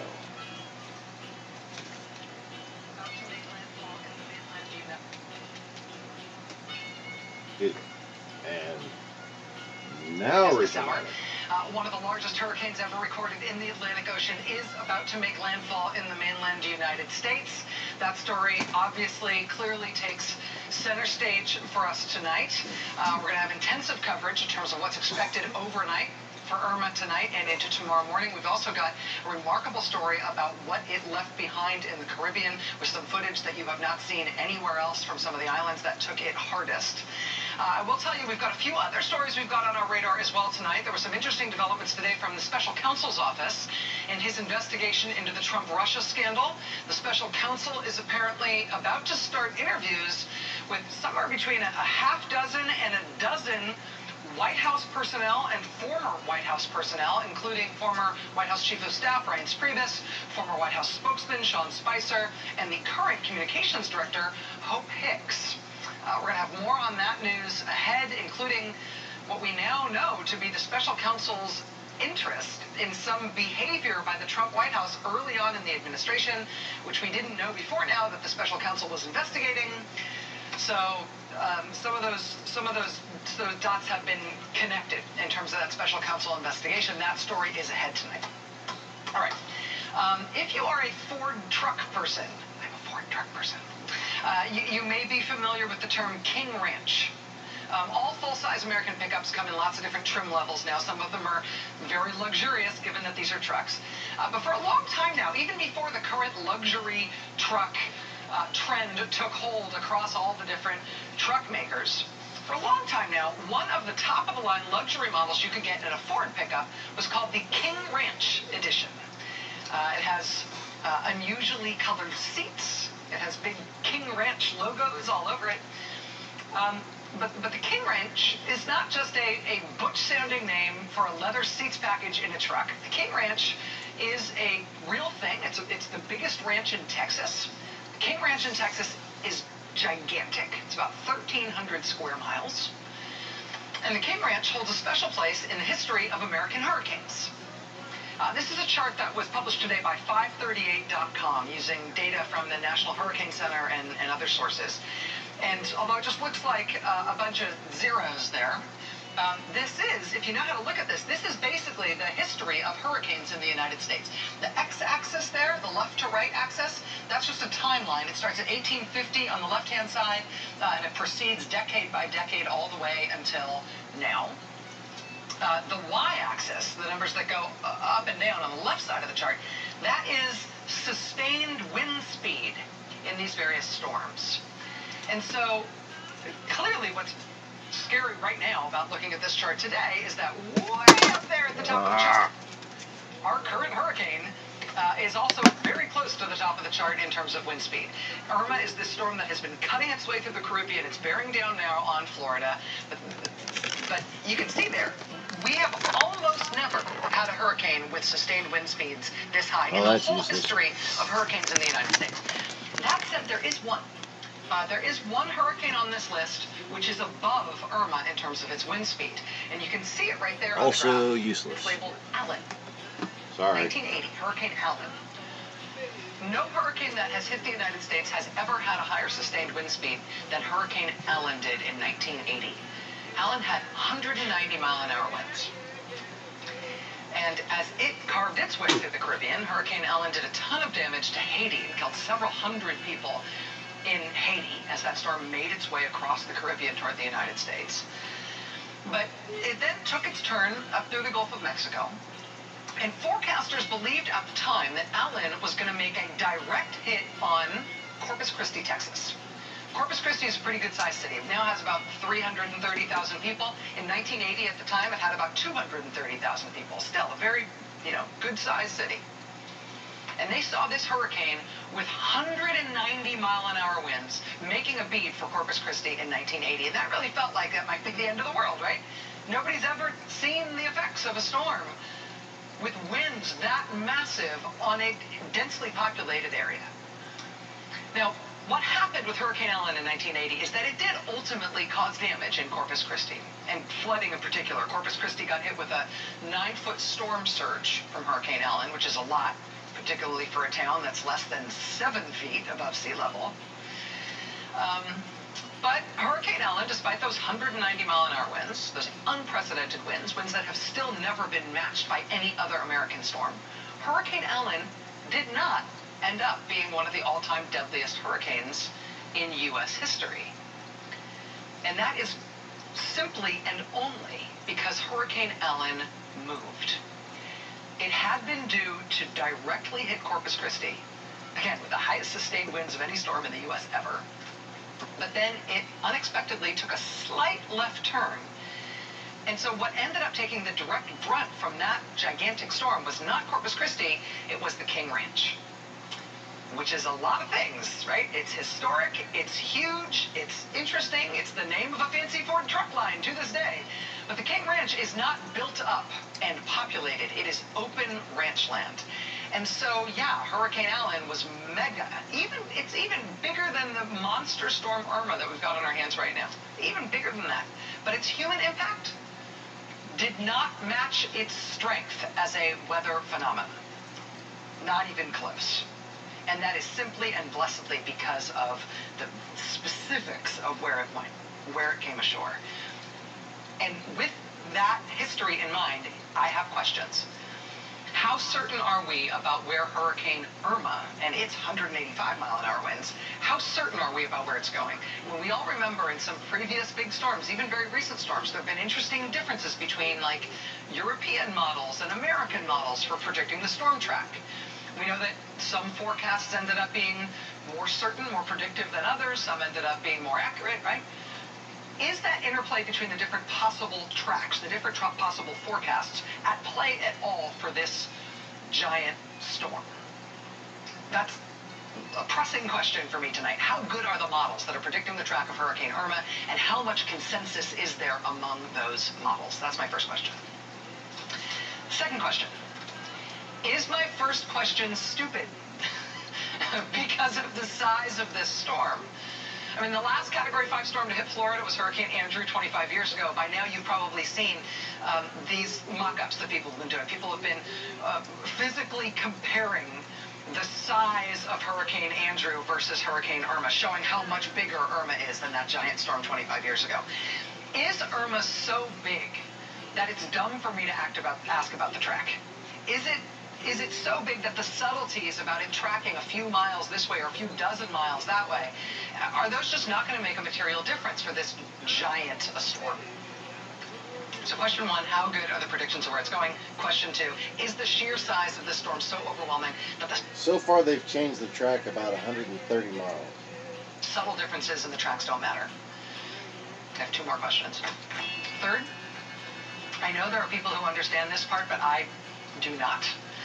I don't get the relationship between sea level and wave height and storm surge and tide and what the National Hurricane Center is now describing as water height above ground in its latest forecast discussions. And I know they're all about water, and they're all about potential flooding, and they're all about coastal risk. And maybe the distinction between all of those things ought to just be seen as something that's of interest to meteorologists. But I sort of feel like we're all reading meteorological material now, and we sort of need to figure it out. We need to figure it out in terms of what the human impact is going to be here.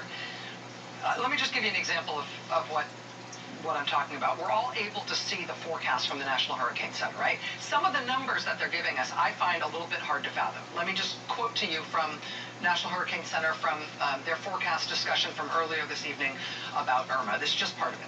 Quote, the combination of a dangerous storm surge and the tide will cause normally dry areas near the coast to be flooded by rising waters moving in from the shoreline. The water is expected to reach the following heights above ground if the peak surge occurs at the time of the high tide. And then one of the places that they list an amount for heights above ground water, they give an example of southwest Florida from Captiva to Cape Sable. For reference, here's that part of South Florida on the map. You see Captiva there at the northwest corner of the map, Cape Sable down at the lower part of the map. According to the National Hurricane Center tonight, they are warning that the water height above ground in that region of Florida will be 8 to 12 feet of water. I want to understand exactly what that means. When they say that'll be the water height above ground in that area, if the storm surge and the high tide combine in the worst case scenario, what exactly does that mean in terms of how much flooding there's going to be over how much inhabited land? How deep and persistent is that flooding going to be? If the tide and the storm surge don't align for that worst case scenario that's being described by the Hurricane Center, should we still be scared by those numbers? 12 feet of water above ground. How much range are we talking about? How important are these temporal things like the tide and the exact time of the storm surge? How important are those in terms of giving us a range of how much to be worried about? It seems to me they're being very specific in a new way for a reason. They're letting the people down there know on the coastal areas, which are essentially flat and sea level, that there's going to be 12 feet of water. In terms of flooding. Just in terms of that very practical question, for how far inland and how high up people are going to need to go to escape these floodwaters. So again, I've got 4 questions in total. North of Tampa, minimum. First one is, how certain are we about where it's going? The second one is the storm so big it doesn't matter that much where it's going? The third is, what should non-meteorologists, regular people look at to figure out where it's going to flood and how deep? But here's my last question, and this goes back to that scary chart where Hurricane Allen in 1980 is the only storm we've ever seen in this country with higher sustained wind speeds than the one that's bearing down on us now. I have to say, I find it personally unnerving to look at that chart, because I look at all those little dots on that chart representing storms, and I think of all the other hurricanes that we have been through as a country and all of the damage that has been done by these incredibly powerful storms. If you just picture what we've been through, right? And then to see that this one is right at the top in terms of its sustained wind speed. As a mathematical matter, I find that scary.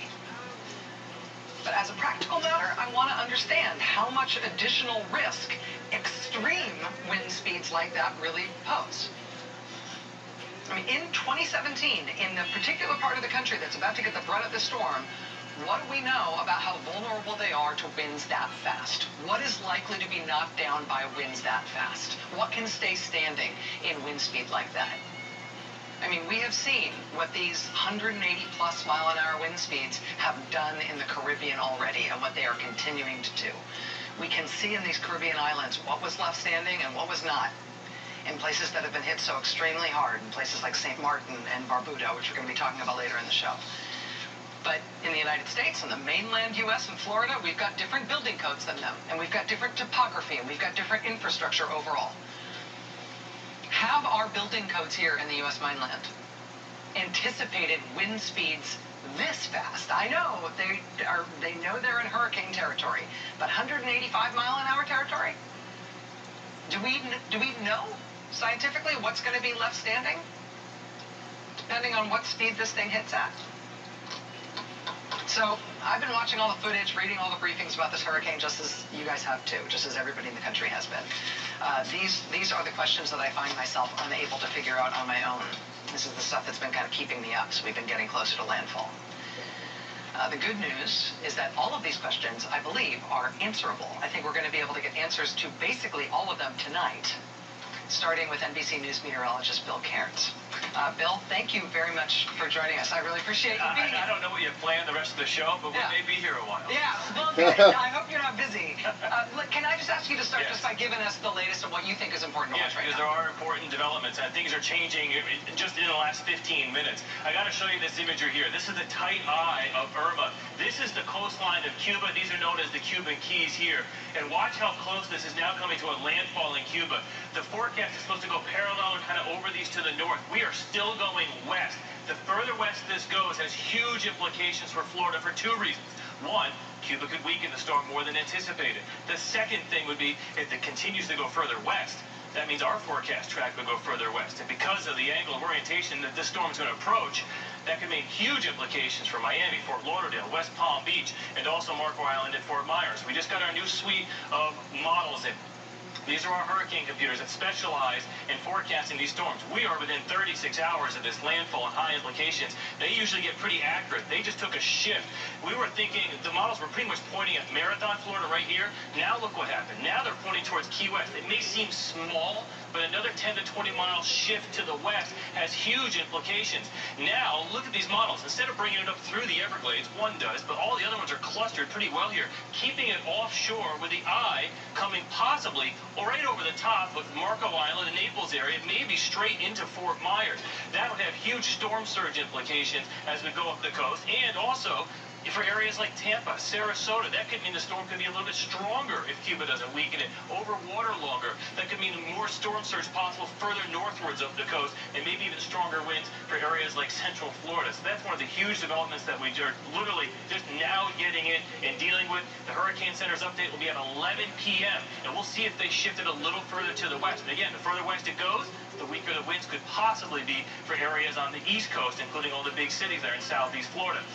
We showed you this Captiva all the way where the worst storm surge would be. That's the 12 feet range. That's where we could see the houses with water in them that could get destroyed and washed in the ocean. That's where we're expecting the worst of that. But if that track goes a little further west, then we could take some of these higher totals all the way up here into areas like Sarasota and Tampa. I mean, Tampa 3 days ago was like Miami was worst case scenario, and now all of a sudden slowly that worst case is inching closer and closer here towards the Tampa, Sarasota, Naples, Fort Myers area. So let me go into a couple other maps. This is the one that's going to show us when the wind damage is. The two things that are going to cause the most damage is going to be the storm surge. That's the water coming onshore, and then the winds. Here we are, 8 a.m. Saturday. By the time we get to Saturday afternoon, evening, this is when we start getting the power outages and the damage in the Keys, winds up to 80 miles per hour. Watch what happens in Marco Island, and as we go to Fort Myers. 8 a.m. Sunday, you're still not too bad, but look at the Keys, 127, 127. Even Miami is starting to get up there. Key Largo at 108. By the time we get to Sunday afternoon, this is the peak of the storm. This is when all of southern Florida and even central Florida will lose power. This is when we will see the worst of the damage at the coast and also the highest storm surge on the east coast. Look at Miami, predicted 102 mile per hour wind. I mean, you're not even near the center. That's how huge this storm is. And there's that landfall, possibly the second landfall, somewhere near Fort Myers, Marco Island. You know, we think these winds could be in excess of 100 miles per hour for numerous hours here throughout this region. And even our friends in Tampa and Orlando, yes, it should weaken a little bit if it's over land, but still 90 mile per hour winds, that's going to knock down trees and power all through the region. So the biggest things that I've just noticed in the last 15 minutes, a little more shift to the west. Still huge implications for storm surge for Fort Myers, Tampa area, Sarasota. It's not set in stone how bad it's going to be there yet. They could go right through the eye. This storm, 3 days ago, we were saying up the east coast of Florida.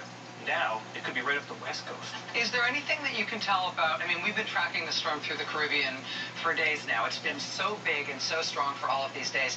Is there anything about the way that it's behaved over the last few days that tells you which of the models are better at predicting where it's going? Yeah, you may have heard, we compared the American model to the European model. Mm-hmm. You were mentioning that. The European model comes out only twice a day. The American model comes out 4 times a day. They have spent more money on their model, and they get more computing time, because they only do it twice a day. It is more accurate than ours, and with this storm, it has been significantly more accurate with their track. The European model has been further west all along, and that's the trend that everything else has gone towards. Okay. And so when you were saying that you were showing that map of the various models, yes, and you were saying that there's... Because they know about that north wind, and that's what's been pushing it. That's what's been affecting both of these storms, Harvey and this one. Huh. One of them that shows it heading toward the Everglades, which of course would probably be better in terms of human impact here. Is there any, I mean, what is your view right now in terms of the consensus level of the models? Is that an outlier? The average air, when we get within 24 to 36 hours of these storms, the average forecast air is about 24 miles. Typically, 24 miles is not that big of a deal, but because Florida's only 140 miles wide, it's kind of a big deal. Yeah. And that has significant impacts. I mean, there's no way Florida's going to get hurricane winds. We're going to have a lot of damage throughout the entire peninsula. We're just trying to really figure out who's going to have the worst storm surge. I mean, people want to know, am I going to have water in my home? Yeah. I mean, with that shift that just happened, I just called my mom. I just told her they now have a storm surge in Fort Myers where they live at 6 feet. And so it's things like that, that shifts and changes that it's hard for people. They're looking at these models, and then one of the questions you had was, should non-meteorologists be looking at all this stuff? Because it can drive you crazy. Yeah. I mean, That guy's got an IQ about 150 or at least 145. That's a pretty smart guy right there. It's almost like an event for a meteorologist. It's almost like a game that's being played out. You don't know what the ending is going to be, and we follow all the all the trends and what's happening, and continuously giving you updates. But for people that are making life decisions, it can be a little frustrating. Well, and the size, the physical size of the storm, just the circumference of it, the physical, I mean, the way that it dwarfs Andrew, is that important in terms of how much attention we need to pay to those tracks? I mean, in a way, when you look at it, it looks like all of Florida is going to be engulfed by this, no matter which way it tracks. It depends on what your focus is going to be on. If you want to know, is my house going to be destroyed? Will I be able to come back to my house? Will my house even still exist? That depends on where the eye comes on shore. Now, am I going to have some roof damage and power out for 2 weeks, but I can go back to my house? That's the entire rest of the state of Florida. Okay. In terms of am I going to have water in my house question? Yes. There are storm surge, storm time. Storm surge.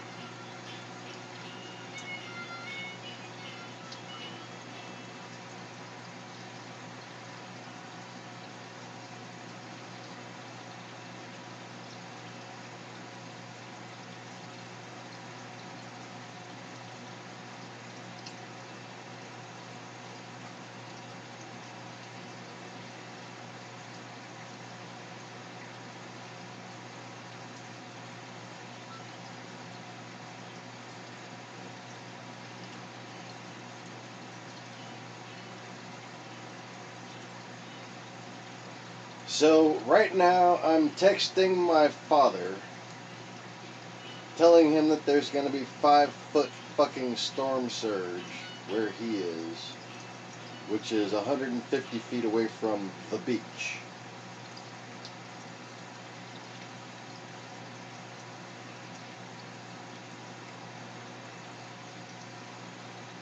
So if you look, if you want to look on Google Maps, find Bradenton by Sarasota. Bradenton Beach is where he is. Literally on Bradenton Beach.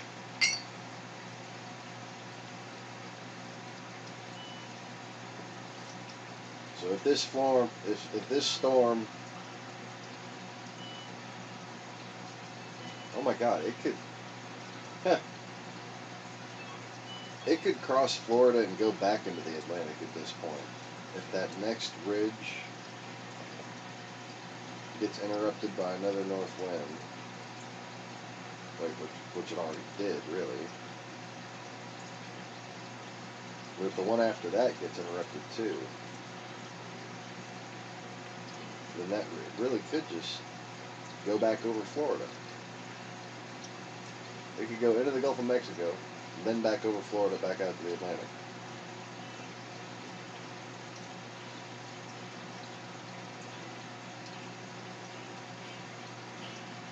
I'm not sure whether I'm more comforted or less comforted by something resembling the dream more.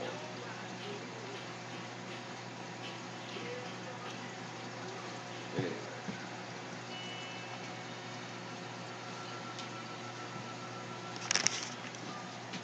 Back to work!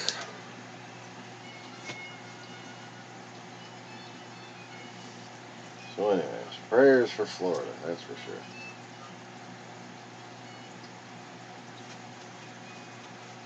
And now I've got to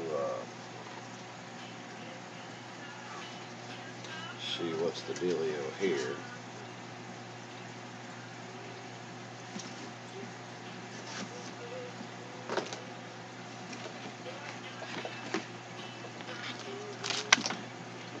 Stay back that way.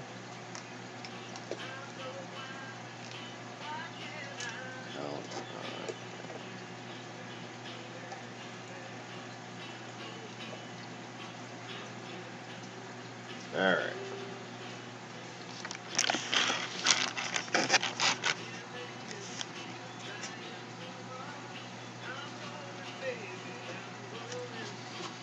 So anyways,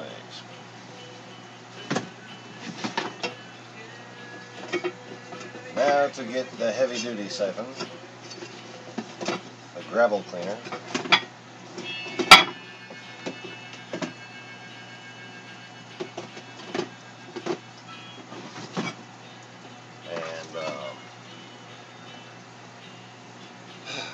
probably be wearing my back brace just to be doing this bullshit.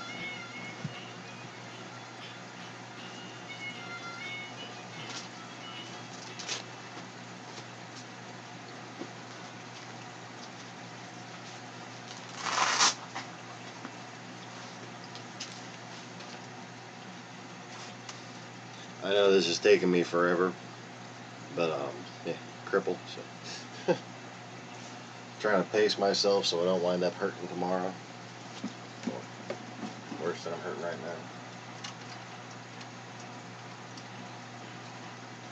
now.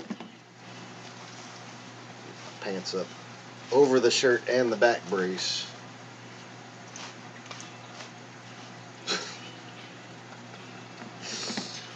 I'll stand there and do that to try to distract my wife while she's talking on the phone. Make like an old man face at her. See, that's a good angle for me to demonstrate that, because you're not seeing the funny parts, or the funniest. Never mind. I'm just gonna shut the fuck up and clean my fish tank now.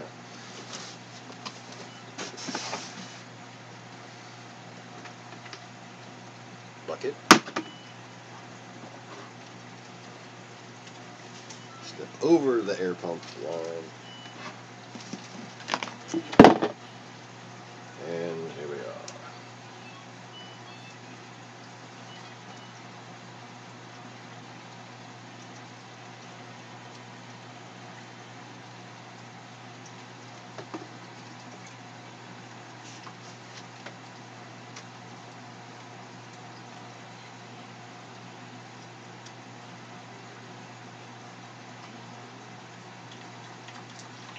Not the best view, is it?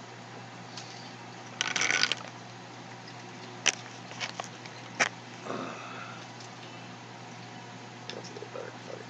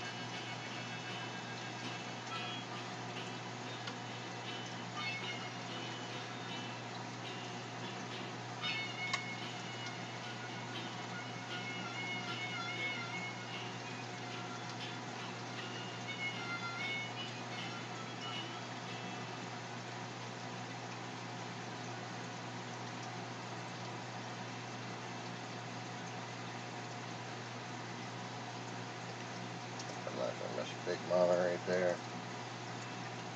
Sorry, baby. I didn't mean to hit you.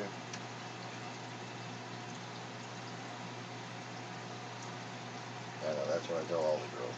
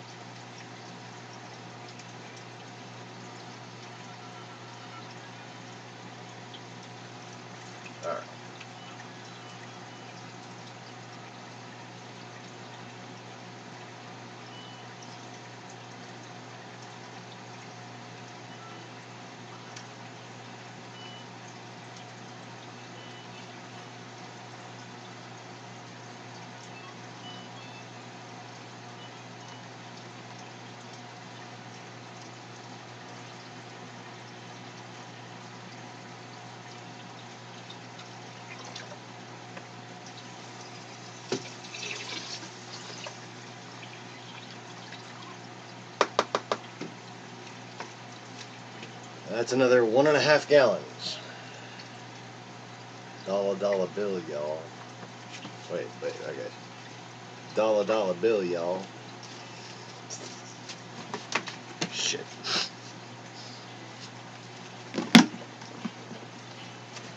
Dollar bill, y'all.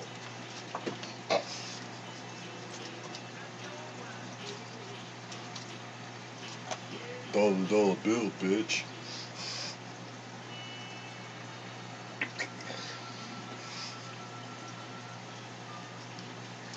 Okay. So here's where it gets almost kind of interesting. Maybe a little more so if I can get that off of there. Hold on.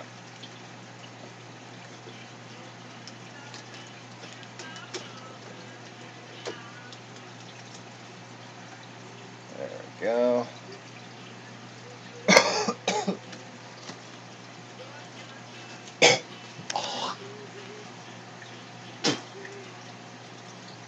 I know that's so charming. I'm sorry.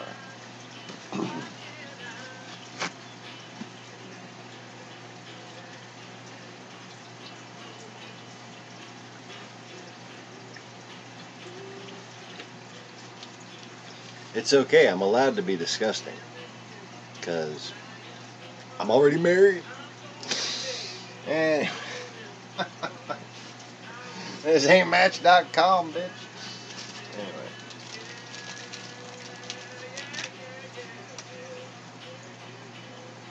Do not mistake me for someone who giveth a fuck.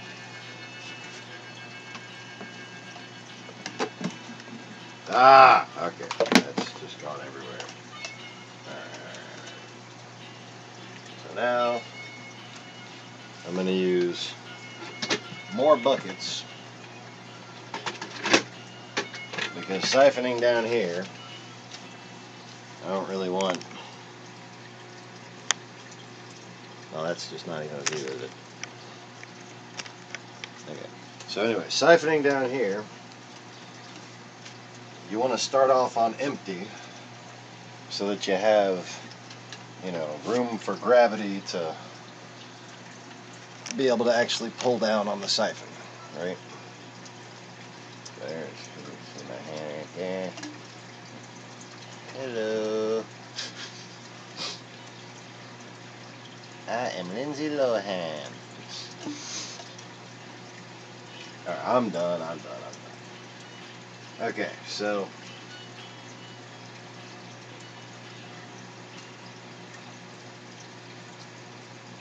I'm probably going to use the smaller hose for the clean out of the macroalgae. And I'm going to use a big siphon for this side over here. And that right there is where Tatsuki and Mimachika are. So here goes nothing. Excuse me, babies.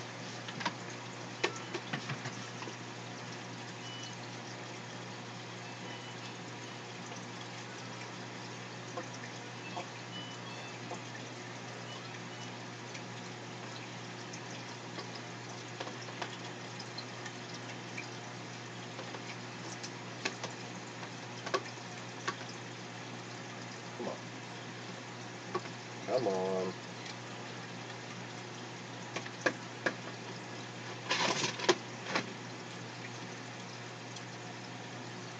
There we go. It's definitely not easy to start a siphon from one low container to another low container.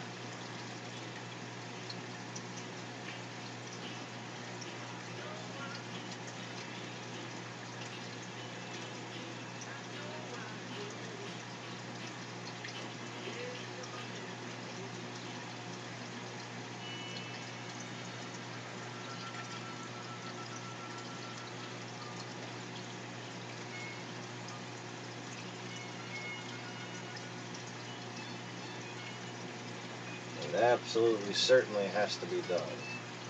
Because basically, if you let your sand bed get clogged up and dirty. And this is my working sand bed down here. Okay? This is the one that really does the denitrification.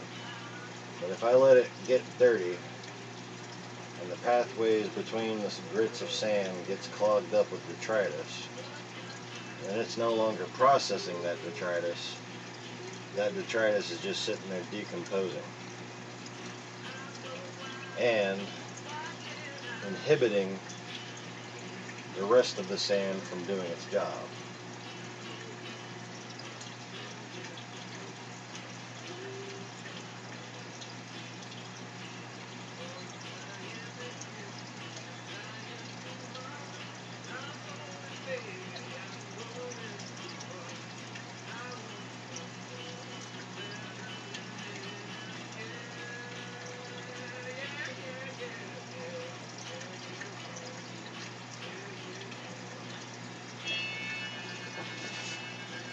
Now actually I need to turn down the flow to the top tanks so that I can keep as much water down in this bottom tank as possible. And it's really starting to get low. And now I'm switching to another bucket so I can keep it low. Keep the siphon actually going at some strength level.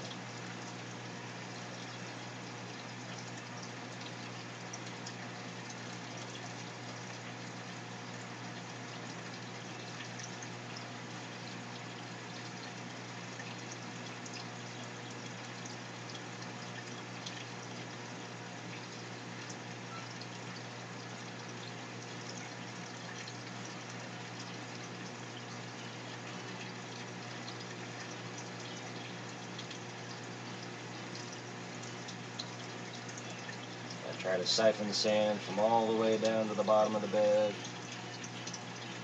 and then spread it out over areas I've already cleaned.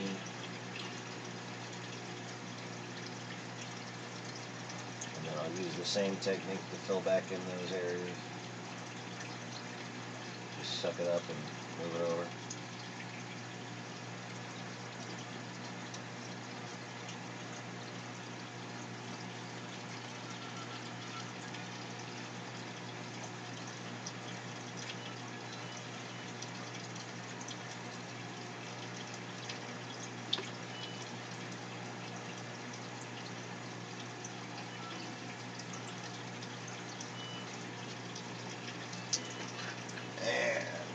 Ran out of room in that bucket.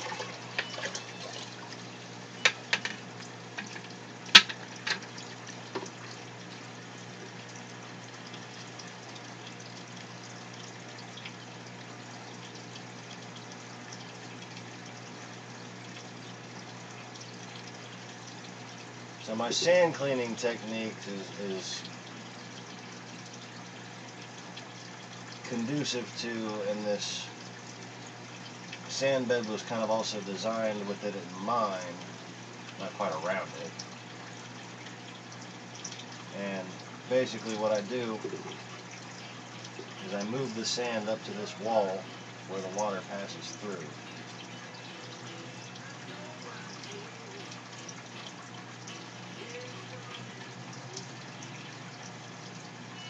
And making sure it's clean and up in this big wall over here. Ensures as much water passes through it as possible.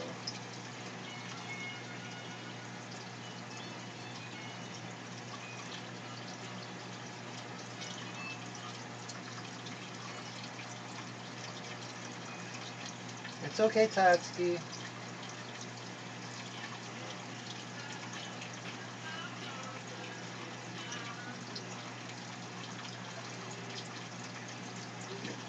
Alright.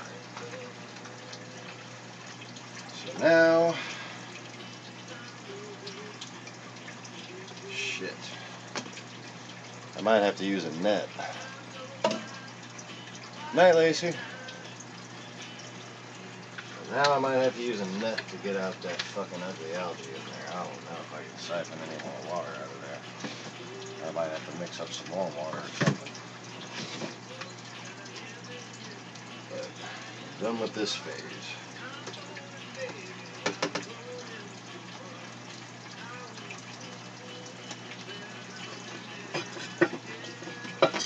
what happens when you fall behind on the cleanup. It always takes a little longer than it usually does.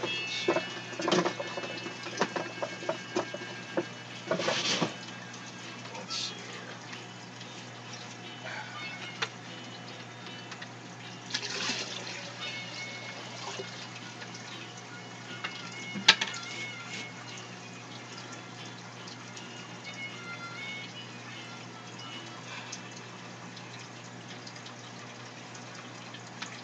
I'm going to see if this works. I don't know if it'll work, but it might work.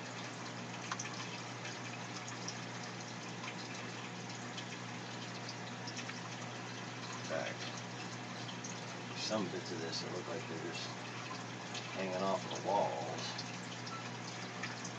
You just pull them out like that.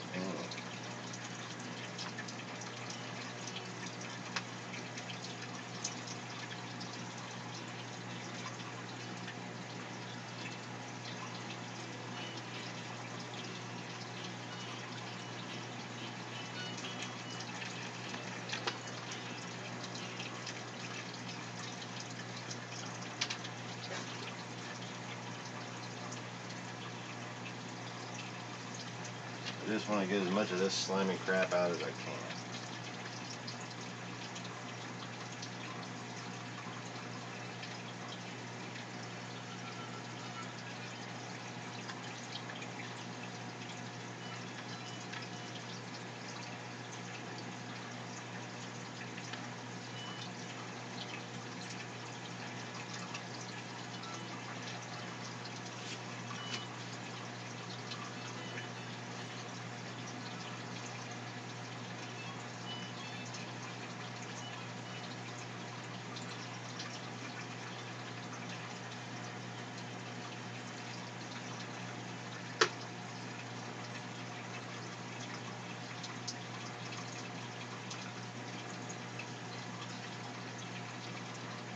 Now I'm trying to get the cyano off the tops of the good leaves.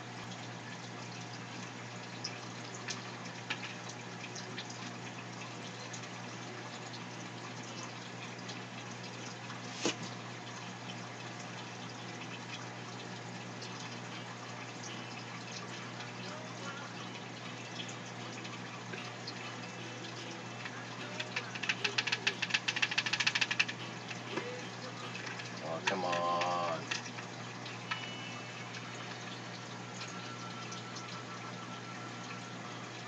What have I done?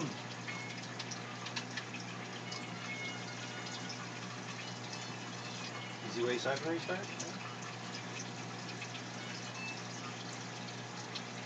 Oh, that's what's up.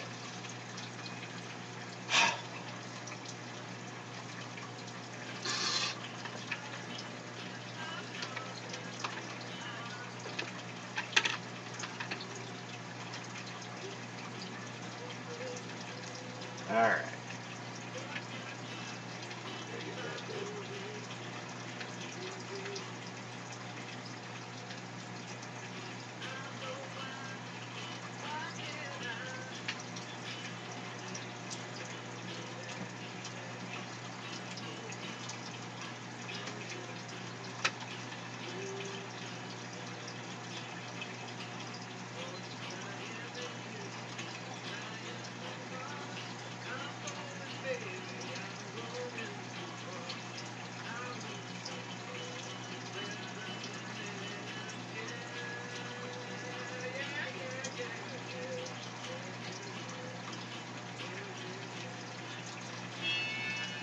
Oh, shit.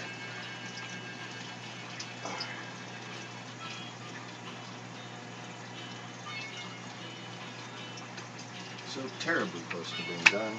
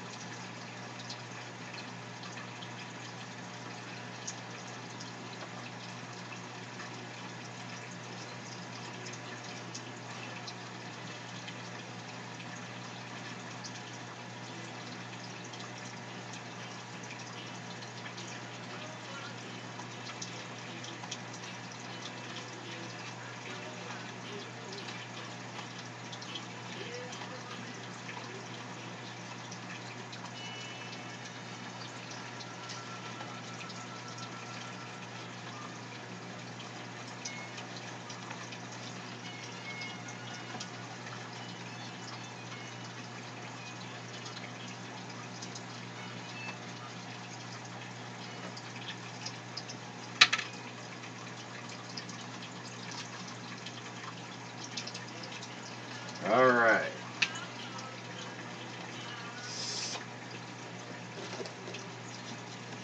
And now that we have pushed ourselves to the very limit of the bottom of the pump, before it starts to burn out, we get the water back going. Which is, put this guy in here by the heater.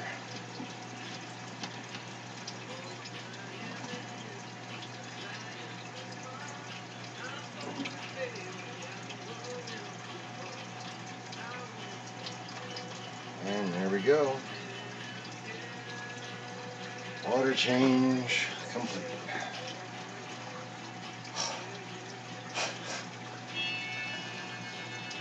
Now I just got to get back up.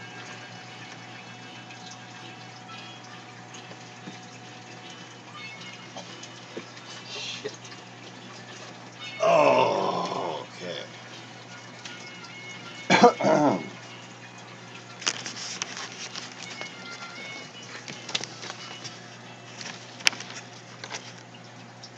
So,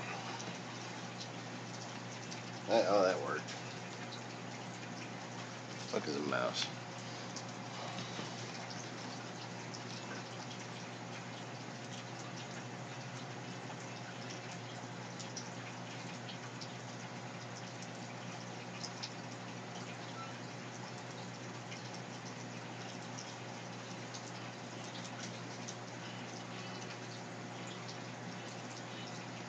If anyone has any questions or comments, feel free to ask them.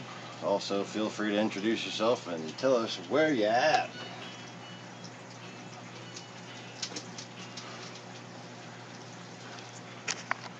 Pretty soon I'm gonna make the weather wake maximo up, or I suppose it actually won't work now that I've said it.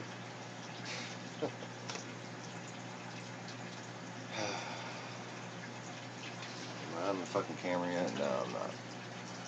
Oh, whatever.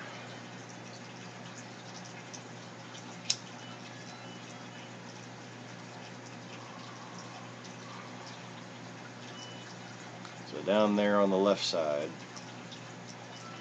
all that grass, that's Callirpa prolifera, which is like Mexicana, only shorter and ideally suited for small sumps. And as long as you keep that growing well, it does require calcium. Not as much as a coral or anything, but if you have a lot of it, it'll take a lot of calcium.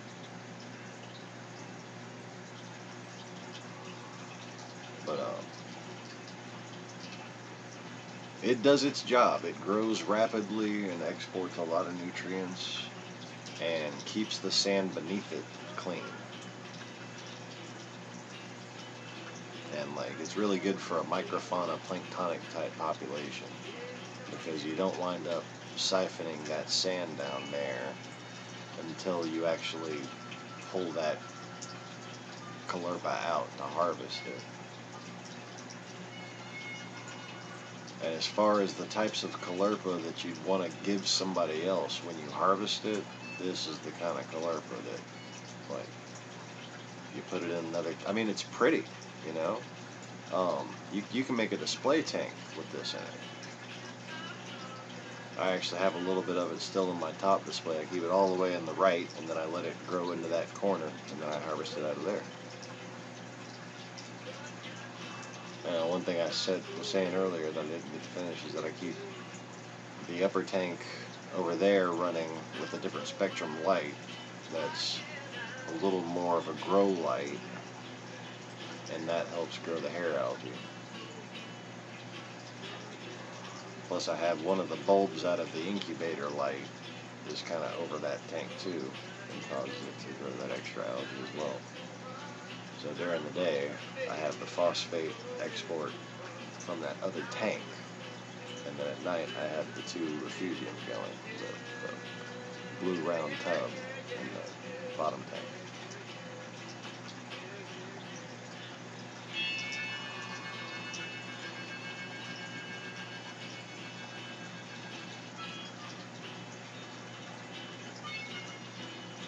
Anyways.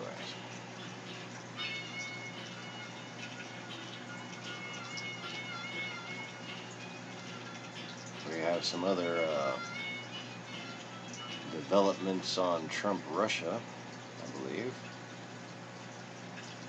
So let's take a look at that from Rachel Nadeau.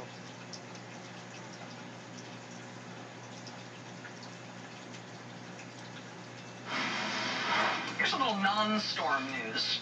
In the midst of everything going on in the news right now and what is feared about this giant storm, a woman named Sally Yates roared back into the news today. And this afternoon, the Washington Post and Politico.com reported that the special counsel, Robert Mueller, has notified the White House that he and his team of prosecutors intend to interview multiple current and former White House officials in coming weeks. Now, the interviews haven't happened yet, and we don't have any dates yet as to when exactly the interviews are going to happen. But according to the Washington Post, that's because investigators first intend to review all the documents they've requested and that they expect to receive from the White House. Now, the reason that's an important and potentially juicy part of this news is because you can triangulate this a little bit. Based on what documents they've asked for, and based on what people they're asking to interview, you can start to figure out what behavior by the president and his administration has found itself into Robert Mueller's crosshairs. And that's why fired former acting Attorney General Sally Yates is back in the news. You'll remember that on January 26th, which was not even a week after Trump's inauguration, Sally Yates, the acting Attorney General, left the Justice Department and personally went up to the White House to give the White House a warning, an urgent warning on a national security matter. We were concerned that the American people had been misled about the underlying conduct and what General Flynn had done. And additionally, that we weren't the only ones that knew all of this, that the Russians also knew about what General Flynn had done. Not only did we believe that the Russians knew this, but that they likely had proof of this information. And that created a compromise situation, a situation where the National Security Advisor essentially could be blackmailed by the Russians. We told them that we were giving them all of this information so that they could take action. They didn't take action. I mean, the Attorney General comes to the White House warning that the sitting National Security Advisor has been compromised by a hostile foreign government, that he could be being blackmailed. It was such dramatic testimony from Sally Yates when we heard about it from her in Congress in May. It must have been an incredibly dramatic moment in the White House when she came to them with that totally unprecedented, terrifying warning. And it remains a mystery as to why the White House did nothing in response to that warning. They kept National Security Advisor Michael Flynn on for almost 3 further weeks. They really had no reaction to this warning at all until it ended up in the Washington Post. 18 days later, if the Post hadn't broken the story, maybe Flynn would still be there? Compromise, potential blackmail and all? We still don't know the full story of the undisclosed contacts that Trump National Security Advisor Michael Flynn had with the Russians during the campaign, during the transition, or once he was National Security Advisor in the White House. But today, the Washington Post reports that inaction by the White House after they got that extraordinary warning from Sally Yates about Michael Flynn, that inaction by the White House is apparently part of what Special Counsel Bob Mueller is now looking into. These are the names the Washington Post reported today in terms of who's been told to expect a White House interview. We don't know if this is the exhaustive list of people the Special Counsel plans to interview. Politico said it may be a dozen people, but at least we've got these names. Now, Don McGahn, he's the White House counsel, and James Burnham, that's McGahn's deputy. Those were reportedly the people who Sally Yates met with at the White House on January 26th, when she went up to the White House to give them the Mike Flynn warning, to which they didn't respond. So, maybe that's what Mueller wants to interview them about. In terms of the other names on the list, we know that Sean Spicer sold the White House line that Mike Flynn didn't at all talk to the Russians about sanctions. Remember, Sean Spicer said that Mike Flynn contacted the Russian ambassador to offer his holiday greetings. No, of course it wasn't sanctions. So if the special counsel is starting to look at White House personnel who concocted misleading public statements intended to cover up real contacts with Russians, then Sean Spicer may indeed be in the hot seat. And because we now know misleading comments were concocted by the White House to disguise the true nature of the Trump Tower Russia meeting during the campaign, that may also explain why Hope Hicks and Josh Raffel are on the list of people the special counsel reportedly intends to interview. Both Hope Hicks, the White House communications director, and Josh Raffel, who's an aide of Jared Kushner, they were both reportedly on board Air Force One, and they were both reportedly involved in the creation of the false statement that was released by the White House in the name of Donald Trump Jr., which tried to disguise the nature of that campaign meeting with all those Russians. So, the White House has reportedly been told to hand over documents on the crafting of that false statement about the Russia-Trump Tower meeting during the campaign, which was falsely explained by the White House. And they've reportedly been told to hand over documents about the firing of James Comey, which was also apparently falsely explained by the White House. And they've reportedly been asked to hand over documents about Mike Flynn, which means maybe we will finally find out why the White House didn't care, they didn't react at all, they didn't even seem surprised by the news that the Russians had compromised the most senior national security official in the new administration. Incidentally, I should just mention that many of the false public statements about Mike Flynn and him leaving the White House, many of those false public statements were made by the Vice President, Mike Pence. But so far we do not see Mike Pence's name on the list of people that Robert Mueller wants to interview at the White House. The President's name is not on that list either, yet. I'll watch this space. In the path of the hurricane, and somewhat startlingly, he told us that given what's happened tonight with the storm, he's now keeping a close eye on the potential impact on Fort Myers, Florida, on the west coast of the Florida Peninsula, a city of about 77,000 people. Irma has been passing over Cuba now, and it tracked a little west of where it had previously been expected. Apparently, the implications of that for Irma's Florida track are such that Bill Cairns told us he just called his mom to let her know that on this new track, or what appears to be this new track, her hometown of Fort Myers may be looking at a storm surge there of 6 feet, which is a very big deal. Joining us now is the mayor of Fort Myers, Florida, Randall Henderson.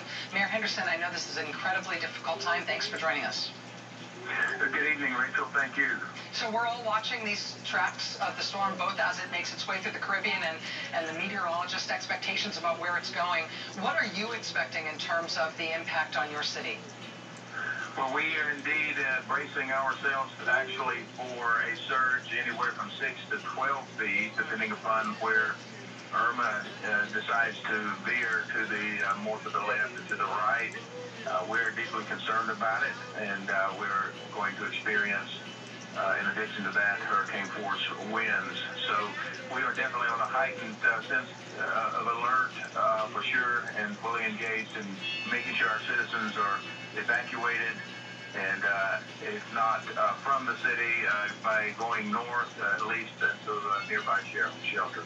And I know that Fort Myers is about 80,000 people. What would you say has been the success rate in terms of trying to get people to move out of harm's way and to get out of town? That's correct. I was just talking to a senior staff member just a half hour ago on that very question, and we are estimating that about a third of that population has relocated, yes. Okay, so 2/3 of people in Fort Myers still in town. That's correct. That storm surge that you're talking about, you say you're operating under the assumption that you could get 6 to 12 feet of storm surge. Obviously, you don't like to tempt fate, and you don't like to only focus on worst-case scenarios, but I have to ask, if you are going to get a 12-foot storm surge, can you tell us something about what kind of damage that would mean in your city? I can, and it's not rosy. We know that storm surges take lives, and even more so than wind. And so it is a serious business, and it depends upon where we feel the storm come in. If we have a westerly exposure, for example, if the storm is pulling water from the west inward, that's going to heighten our risk of storm surge. If it moves more from the east, then it's going to push the surf out. So that's the tenuous nature we find ourselves in. As we track this throughout tomorrow, I'll be back in the command center in the morning, and that'll be Last night we spoke with the mayor of Fort Lauderdale, Florida, Jack Seiler, as that city of 180,000 people started its final preparations for the landfall of Hurricane Irma. Tonight, as that storm gets closer and its course starts to become more clear, let's check back in. Mayor Seiler, Fort Lauderdale, thank you very much for your time tonight. I really appreciate you joining us. Well, thank you, Rachel. Given what we've seen over the last 24 hours, are you continuing to worry the most about the storm surge, about water in the streets, or is the intense wind of this storm also something that you think has to be on the radar for Fort Lauderdale? Well, I think, Bill Cairns nailed it earlier at the start of your show. I mean, what he explained is exactly what we've been talking about at the Emergency Operations Center for hours, and I think he correctly nailed it, really, saying this storm is so big, so immense, so intense that we're all going to feel something. It's related to man's poor stewardship of the environment. But from where we were last night when I was talking to you to where we are tonight, we're looking at a substantial it's a reduction direct in the result wind of it. from the wind that they're going to get on the west coast of Florida. But who knows what happens after, tonight. But you also, you look at that storm surge, and God bless Mayor Henderson, listening to him talk about that, because that's exactly the issue that scared us last night. Because, we're looking at a full moon, a seasonal high tide, the push, all those factors, the storm surge, and now the west coast of Florida is looking at that exact same thing. So we're going to keep them in our thoughts and prayers and just try to figure out where this storm's going to go, because this thing's been hanging around for 4 or 5 days. And when I saw your little part on Barbuda, not just global warming.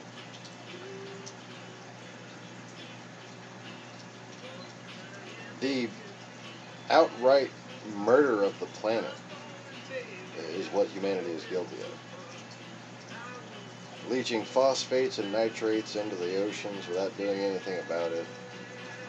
Causing carbon dioxide buildup by killing, okay, this is one thing that people don't seem to understand. By killing the carbon dioxide processing machines of the ocean, which used to process over 90% of the world's oxygen, causing algae to grow over kelp, for instance, causing algae to grow over macroalgae and caulerpa forests. That further increases the carbon dioxide content in the atmosphere, further increasing the temperatures, further melting the ice rims, further lowering the salinity, causing more algae to bloom. Savvy?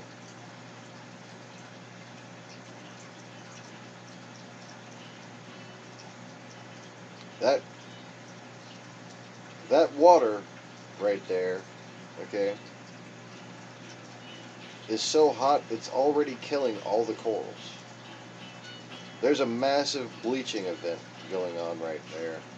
Nobody's even noticing it because of this hurricane. my heart goes out to the people in Barbuda. I mean, how do you destroy a whole island? Yeah. Mayor, as you look ahead to this weekend, you think about the kind of challenges you're about to face. Do you feel confident that the public safety and government communication is set up in such a way that the systems are in place, that the lines of communication are open, that you're at least going to be able to make the kinds of decisions you want to be able to make, that you know that things are set up as best as they can be?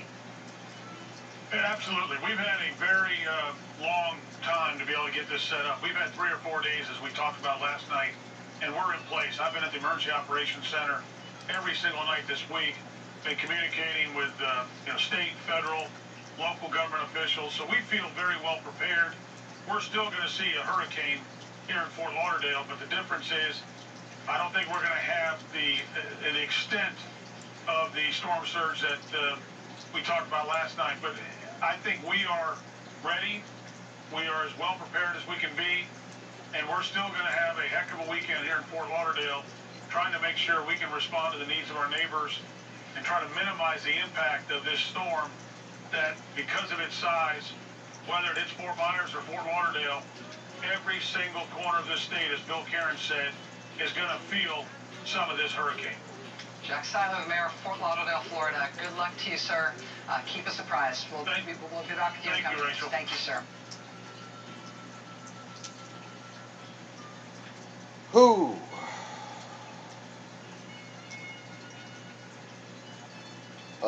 No, I'm not familiar. I don't really have the time to study what individual humans are coming up with.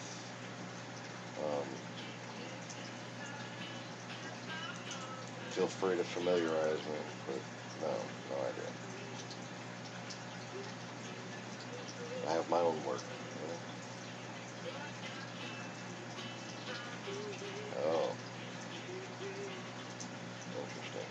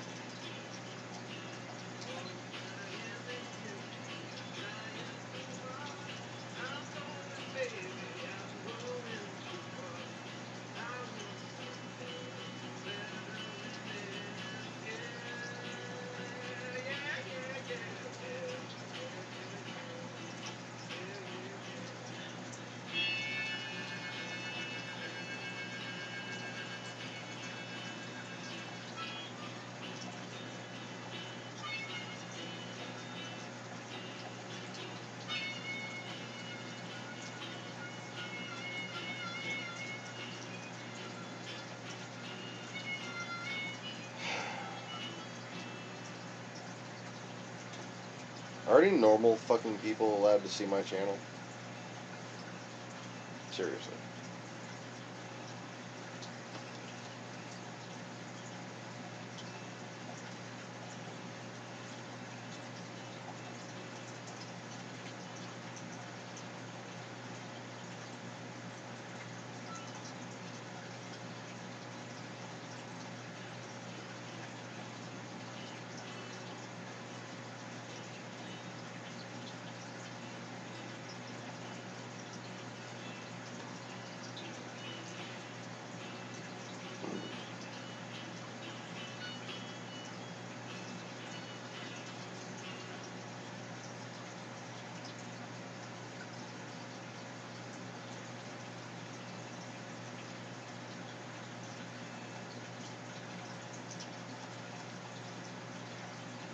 News on the Russia investigation. We'll get back to Irma in a minute, but the Washington Post is reporting tonight that Special Counsel Robert Mueller has notified the White House that his investigators intend to speak with 6 current and former White House staffers in connection with the Russia probe.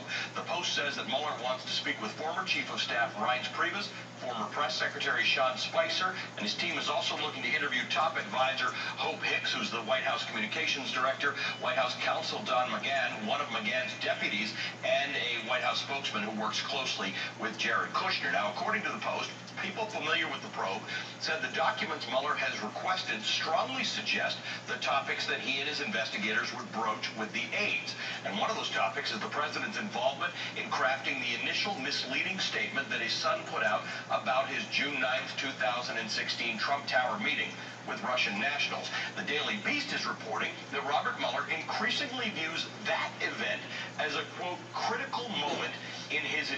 Hold on.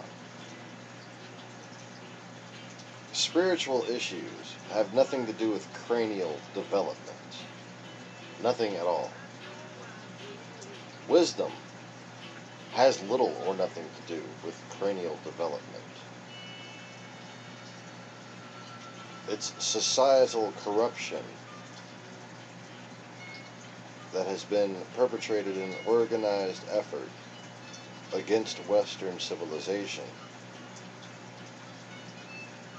Has us running around like a bunch of grabastic idiots because they have concertedly and organized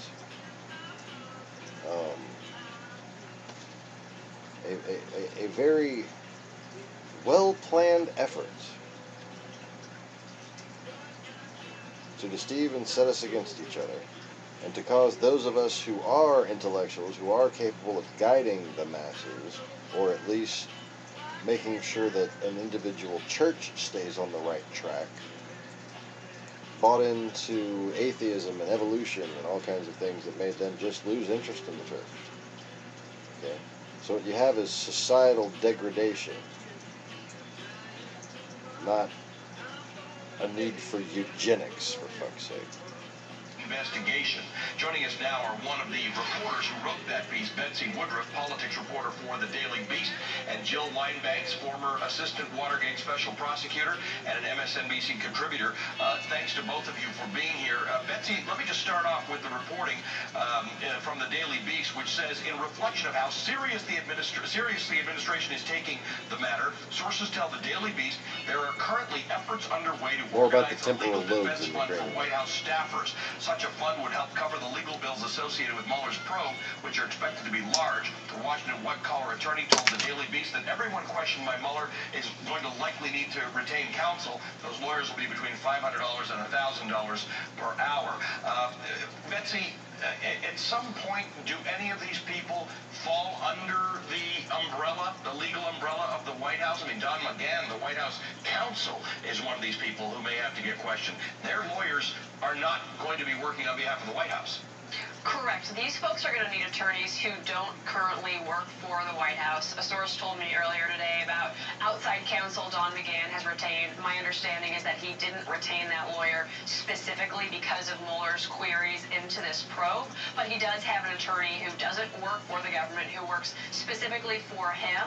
My understanding is that many of the other folks who currently could be facing imminent questioning from the Mueller probe don't yet have outside counsel and will need to retain new people. That's because, look, they're being questioned not in their capacity as government employees, but in their capacity as potential witnesses. And even for folks who Mueller is interested in talking with who are not suspected of any wrongdoing, the legal questions he's going to ask them, the requests he's going to make to them for documents are going to be complicated. And if they don't... Okay.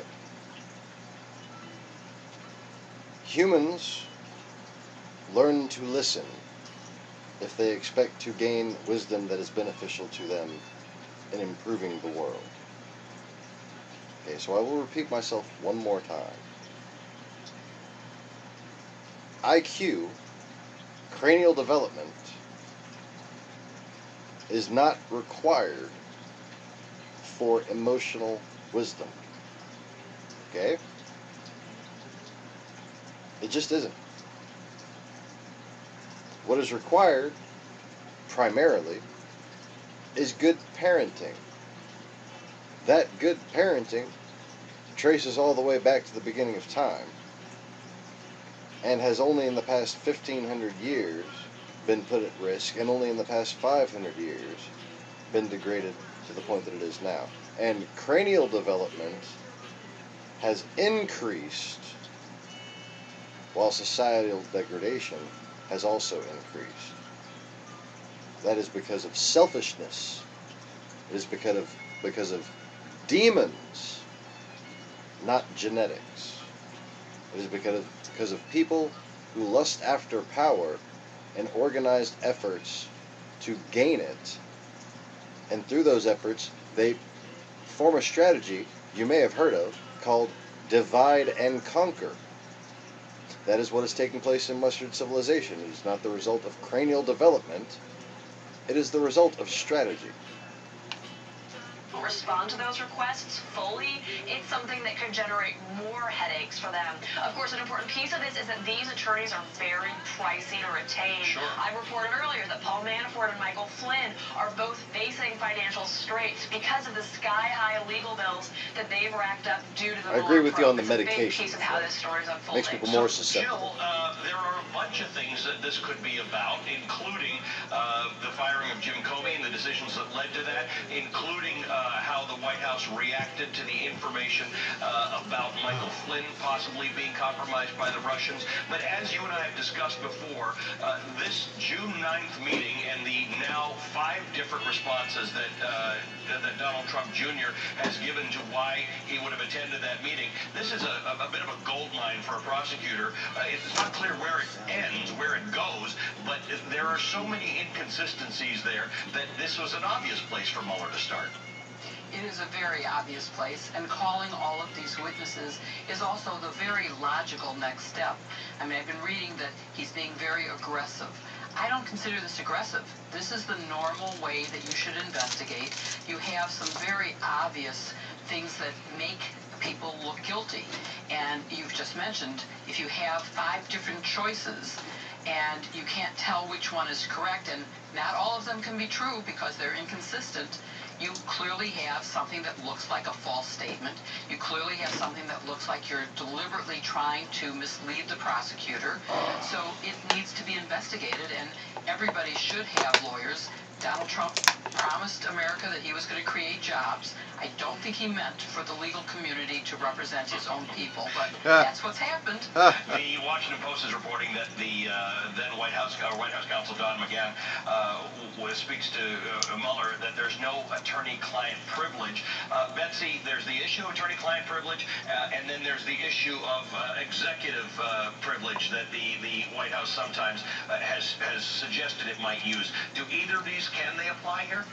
Those are complex legal questions, and I'm not an attorney, so I wouldn't necessarily be able to parse that. What I can tell you is that if Mueller is asking individuals in the White House to speak with him, it's because he's confident he has the right and he has a good reason to be speaking with those folks. I've done a lot of in-depth coverage of the folks who are working on Mueller's team, and they include some of the most sophisticated legal minds working in government today, including Michael Dreeben, who is on detail from the Solicitor General's office of the Justice Department, and is arguably the most bright expert living on the planet today when it comes to U.S. criminal law. So if Mueller is reaching out to these folks, it's because he's confident they'll be able to talk to him and they'll be able to give him usable information. Yeah, it's interesting, Jill. The White House has not used executive privilege yet in this particular instance.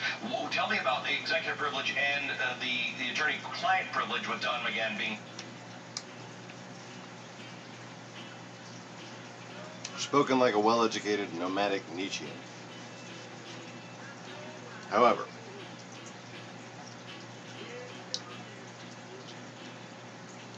these factoids are used to justify men judging their fellow men and the genocides that ensue.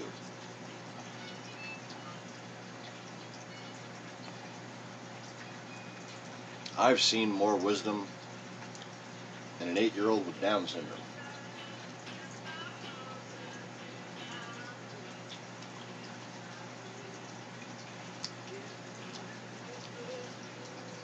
Physical state, not development. Physical state is a result of spiritual development, especially in this new world that I have brought everyone to.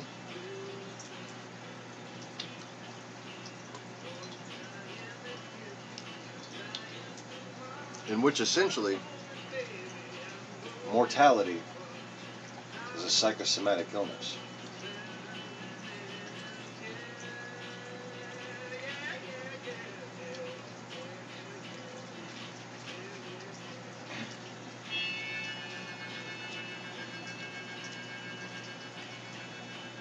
But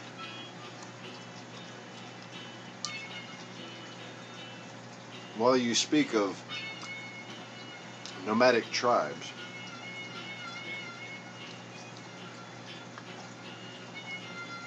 of ancient times, you forget that there were many other beings besides humans at those times. Most of them didn't like humans very much.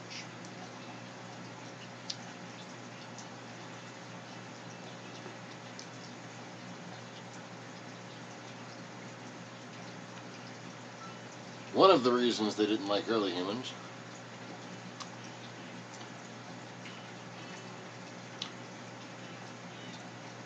was their propensity for unplanned breeding. Now,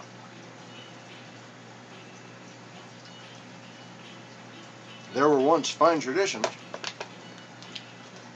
that guided the very diet and daily activities of a woman who is expecting a child.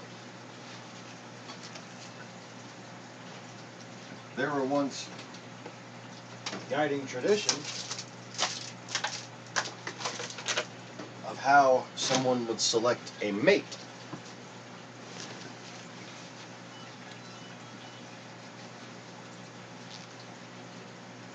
And in those ancient times, and times before that I remember quite clearly, by the way,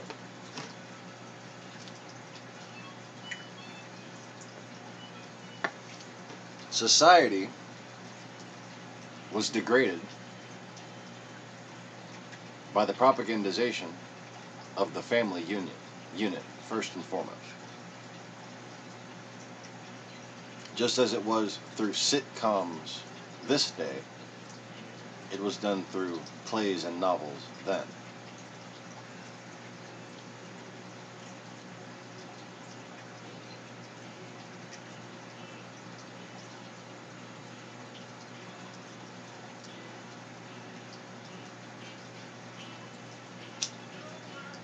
There was a society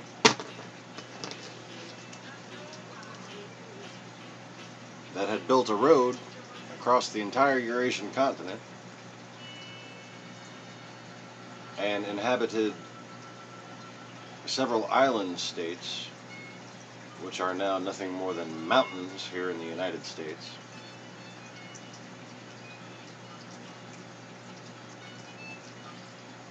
And a few high plains.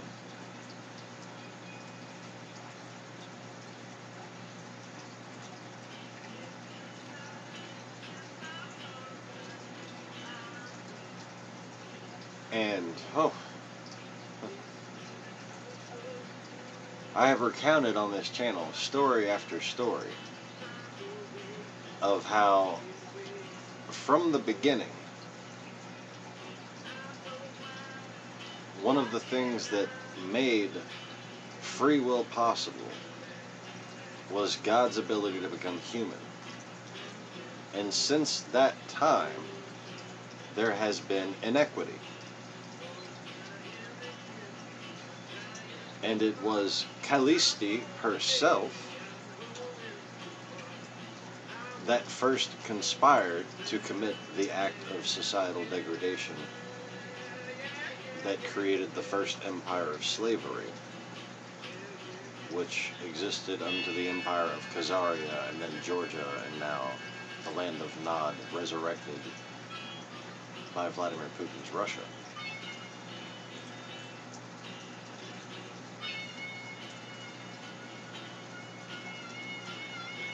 And this is the afterworld. This isn't even the time that was prophesied in the Bible. This is a time at the end of it, after it.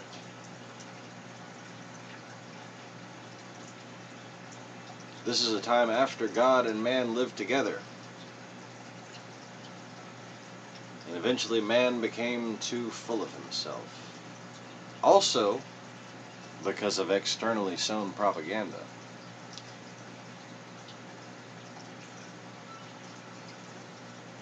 Because if you think that God would come back here and live as a mortal, even as a semi-mortal, for 758 years, for instance,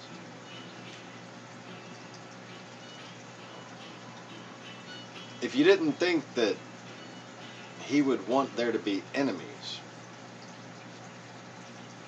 tests, yang to the yin,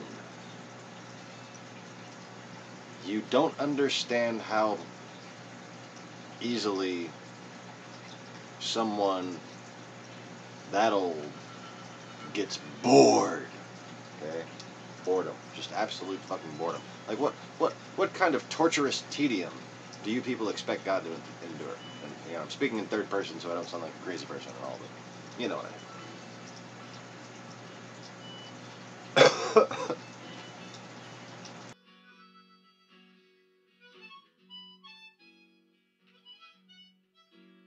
It is a preposterously frustrating concept to consider.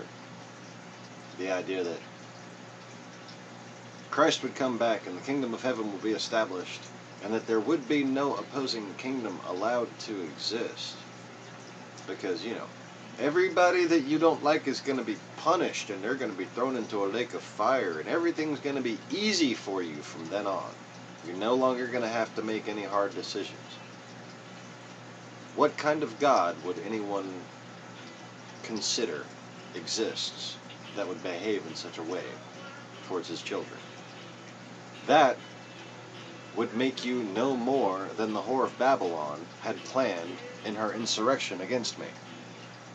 That would make you slaves, okay? You would be slaves because you would lose free will itself if there was no alternative choice to doing the right thing.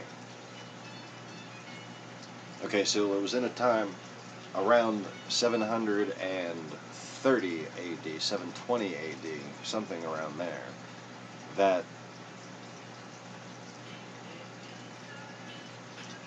sort of a project was being sown to convince the leaders of various remnants of Roman houses that had become ruling church families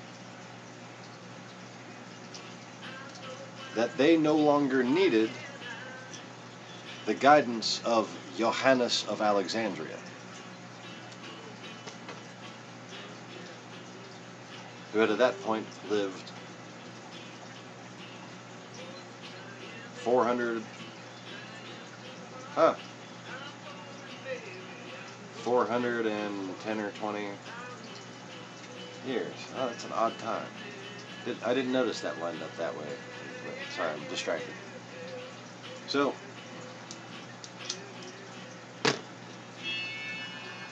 anyway, evil teams. That's thinking of it the wrong way. It's more like programs. There's NPCs, there's programs, and then there's real people. And if you don't think God would come back as a gamer geek in this lifetime, oh, you really just don't understand God at all. Or how reality is created, or why things in reality are created to begin with. Like VTech. Anyways.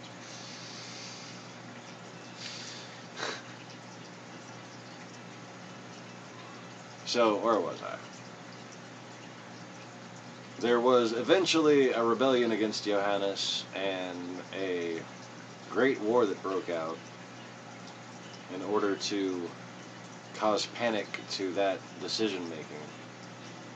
And eventually,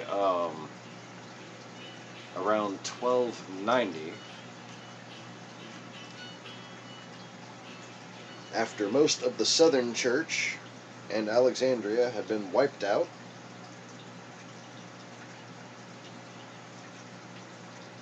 there was a vote made, because there had been several, I don't know, waves back and forth, if you will.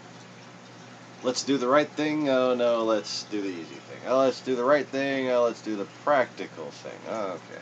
We're just being pragmatic. Oh yes, that was an interesting new word.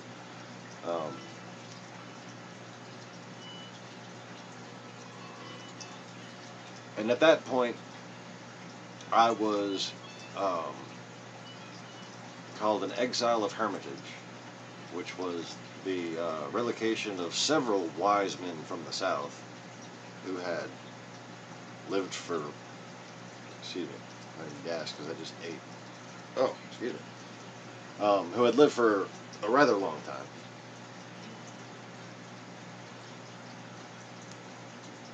One of which became known between the time of 800 and 1200 as Merlin.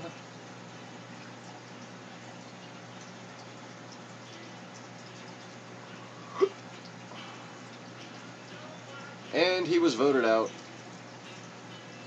and murdered. Reborn again, became a general.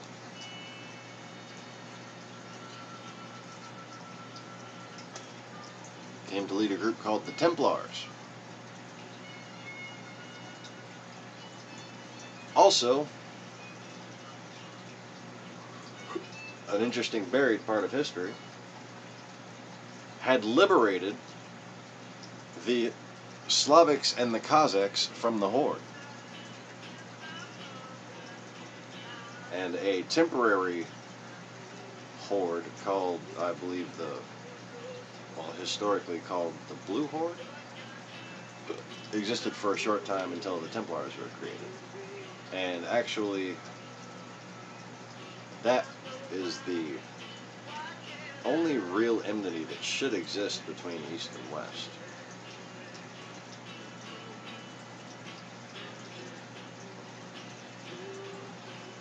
But you see, it was the people in the East that caused the people in the West to help slaughter the people in the South. And they betrayed the Maltese, and from that point on, it was all over for them. Man, I got the hiccups now. There's not much to drink in this. Oh, I guess I could have some roadie water. More coffee. Damn it. One big false religion that would take over an existing religion that was oriented in matriarchal society and veneration of the muses as daughters of pre-incarnate Christ and Mary.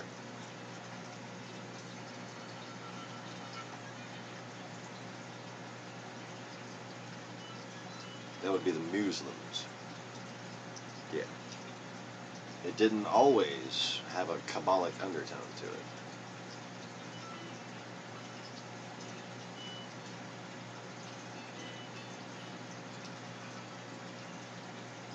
In fact, that methodology was manufactured for them in the late 680s and didn't even really take hold in the places that it supposedly originates from until about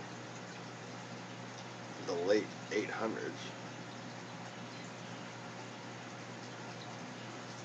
Up until that point, it was just conquest for the sake of conquest because they were told to fucking wage war, and they did so.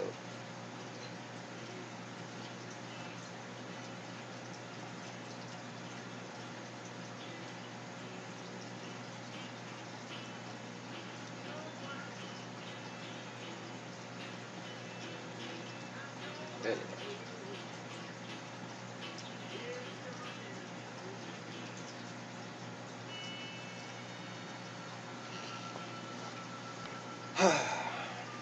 Back to the news. The White House counsel. Well, those are actually fairly simple questions. The attorney-client privilege does not apply because Don McGahn represents the presidency, not the president. And he has to represent the people of America who pay his salary as much as the president. So it isn't considered an attorney-client privilege for him. And in terms of executive privilege, as we found out in Watergate, where executive privilege... Yes, it used to float. It was triangular. It could be seen bigger than most stars. It was basically like a glowing amber triangle in the distance at an angle. And it crashed into the earth. Around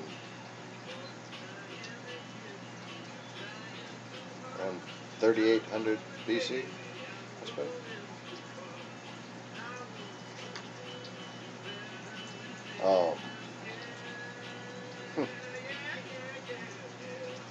There's a few times where my personal travels come across what was there before and what is there now, as well as a very dark time for that place, before it was re-civilized.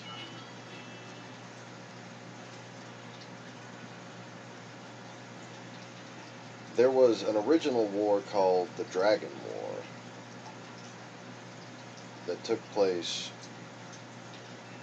as a result of that I mean, it's basically what would be in the Vedas, although I really don't know the Vedas, so I don't know how accurately it's portrayed in the Vedas, but I would assume not very accurately. It seems to be a very elaborate way of covering up things that really happen, but possibly just a way of disguising them in mystery so that the people who would want to destroy anyone who knew such things wouldn't come hunting them. But it could be after those people found them, they allowed them to only have so much of their mysteries and then, you know, let them live with that. So, I'm really not sure either way. But studying things tends to confuse my memories rather than make them clearer. So, until a point where I am satisfied that I've documented and deciphered enough, I'm not going to delve into any such subjects. But anyways, at the point where the people who would become the original Christians had to escape Palestine when the old Yachnine temple at Alexandria, the church, well, not church, the theatrical college, basically, was destroyed. There was a time at which I guided a whole bunch of people, actually several people guided a whole bunch of people. I was just with them and kind of helping them keep their own strength while they guided their own peoples. Up through the Ganges and back down the Indus, and it was terrifying to see that the Sufi and the Bakai who had lived there before and survived the cataclysm had become cannibals.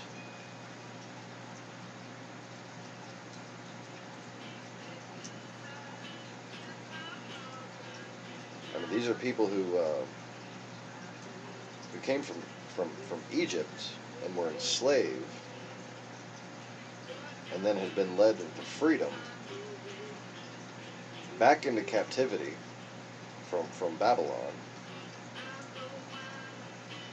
like many others were, by the way. It's not. I'm not saying that they're the Jews or anything. And Babylon's a lot further north than most people realize.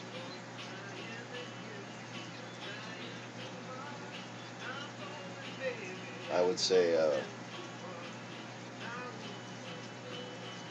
Ulaanbaatar is the modern version of it.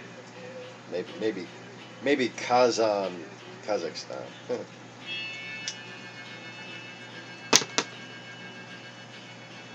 But anyways, there's clearly a gateway to the Dragon Realm in Ulaanbaatar. Decisions that really matter always seem to go back to Ulaanbaatar. And it's been a while since I've been there.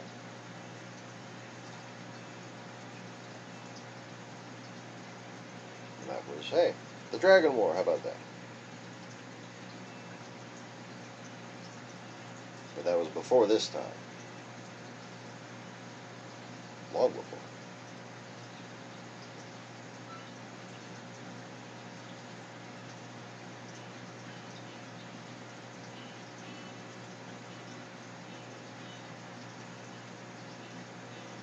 In fact, I meant to say 3,800 years ago, not 3,800 BC, excuse me.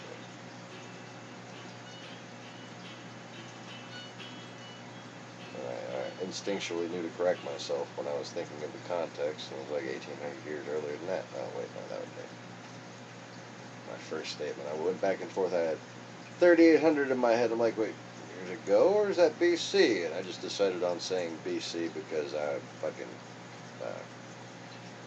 sometimes I just don't give a shit.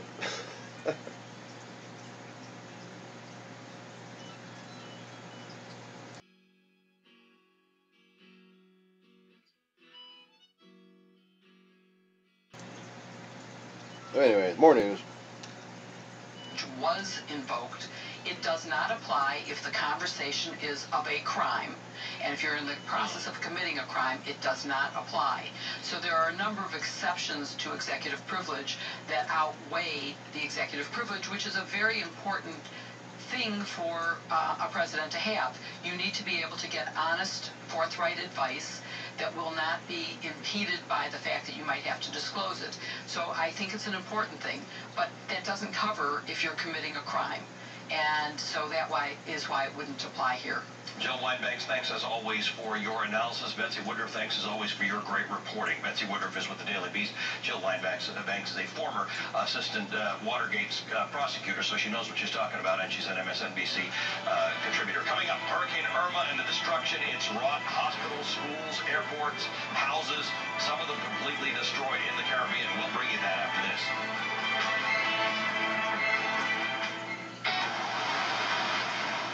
Irma is expected to make landfall in Florida as at least a Category 4 hurricane, marking the first time ever that 2 Category 4 or higher storms will hit the United States in the same season. Irma's already cut a path of destruction through the Caribbean, and another Category 4 storm, Jose, is just behind it. Hurricane experts say that today had the most hurricane activity ever recorded in the Atlantic region, according to a measurement called Accumulated Cyclone Energy that measures the combined strength of storms. NBC's Cal Perry has been following Irma's path through the Caribbean and joins us now. Cal? Ali, when you look at where this hurricane has been, where it's headed, we can see the damage it caused. If you look at its track through the Caribbean, and you mentioned there Hurricane Jose, one of the big concerns on these islands is, are people going to be able to get out after the damage of that first hurricane before Jose makes it away? Let's go from east to west. Starting in Barbuda, that took massive damage. The Prime Minister there saying 95% of the island destroyed. He called it, quote, barely habitable for people who are phones up there. You see the helicopter shots. They were finally able to get a look at that island. Totally devastated. Now to St. Martin. This is an island shared by the French and the Dutch, and there has been looting. Roofs were shredded, boats were torn to pieces. You can see some of the damage there. The Dutch have St. Martin now because they're saying two-thirds of the houses, the roof of the medical center in St. Thomas, the Caribbean, 1.2 million people affected, and a 10 billion this thing. That's right. So if you decide you don't have communications, you don't know what the track of Jose is, and the authorities there are trying to get to you to tell you, look, it's time to get off this island because we're just not going to be able to communicate. Who wants to see some pretty clownfish? This next storm comes rolling through. Right, and we spoke to the delegate, the congressman woman from the U.S. Virgin Islands today, Stacey Plaskett, who said that in some places cell phone towers are damaged to the extent that you're just not getting the full story. The numbers that you and I have are not as complete as they could be once we actually get full communication with some of these places. Cal, thanks for being on top of it with me. We're going to be spending the weekend together covering this hurricane. All right, for more on the historic hurricane season, joining us now is Paul Douglas, a meteorologist and the founder and president of Media Logic Group. Paul, let's take a look at the pictures we have of this hurricane, showing the size of Hurricane Irma compared to Hurricane Andrew back in 1992. This thing is massive. It's going to the head of FEMA said somewhere in the southeastern United States. Showed your viewers, Allie, you have to look at the history. This thing has a history of producing almost tornado-like damage where it hits, where the core of the storm hits in the Caribbean. This thing is much bigger than Andrew. Andrew was puny compared to Irma, and it really is the perfect storm. It is the mother of all storms. Right. I've seen a lot of different hurricanes. They're all different. Every hurricane is unique, but this thing is off the scale. And we have some satellite images and the persistence. And by all measures, this thing is in a whole different category. It's similar to some of the super typhoons that we tracked that bear down on Manila or Tokyo. We don't usually get hurricanes this big, this intense for this long. I was just thinking, like, reflecting on what I had said, and like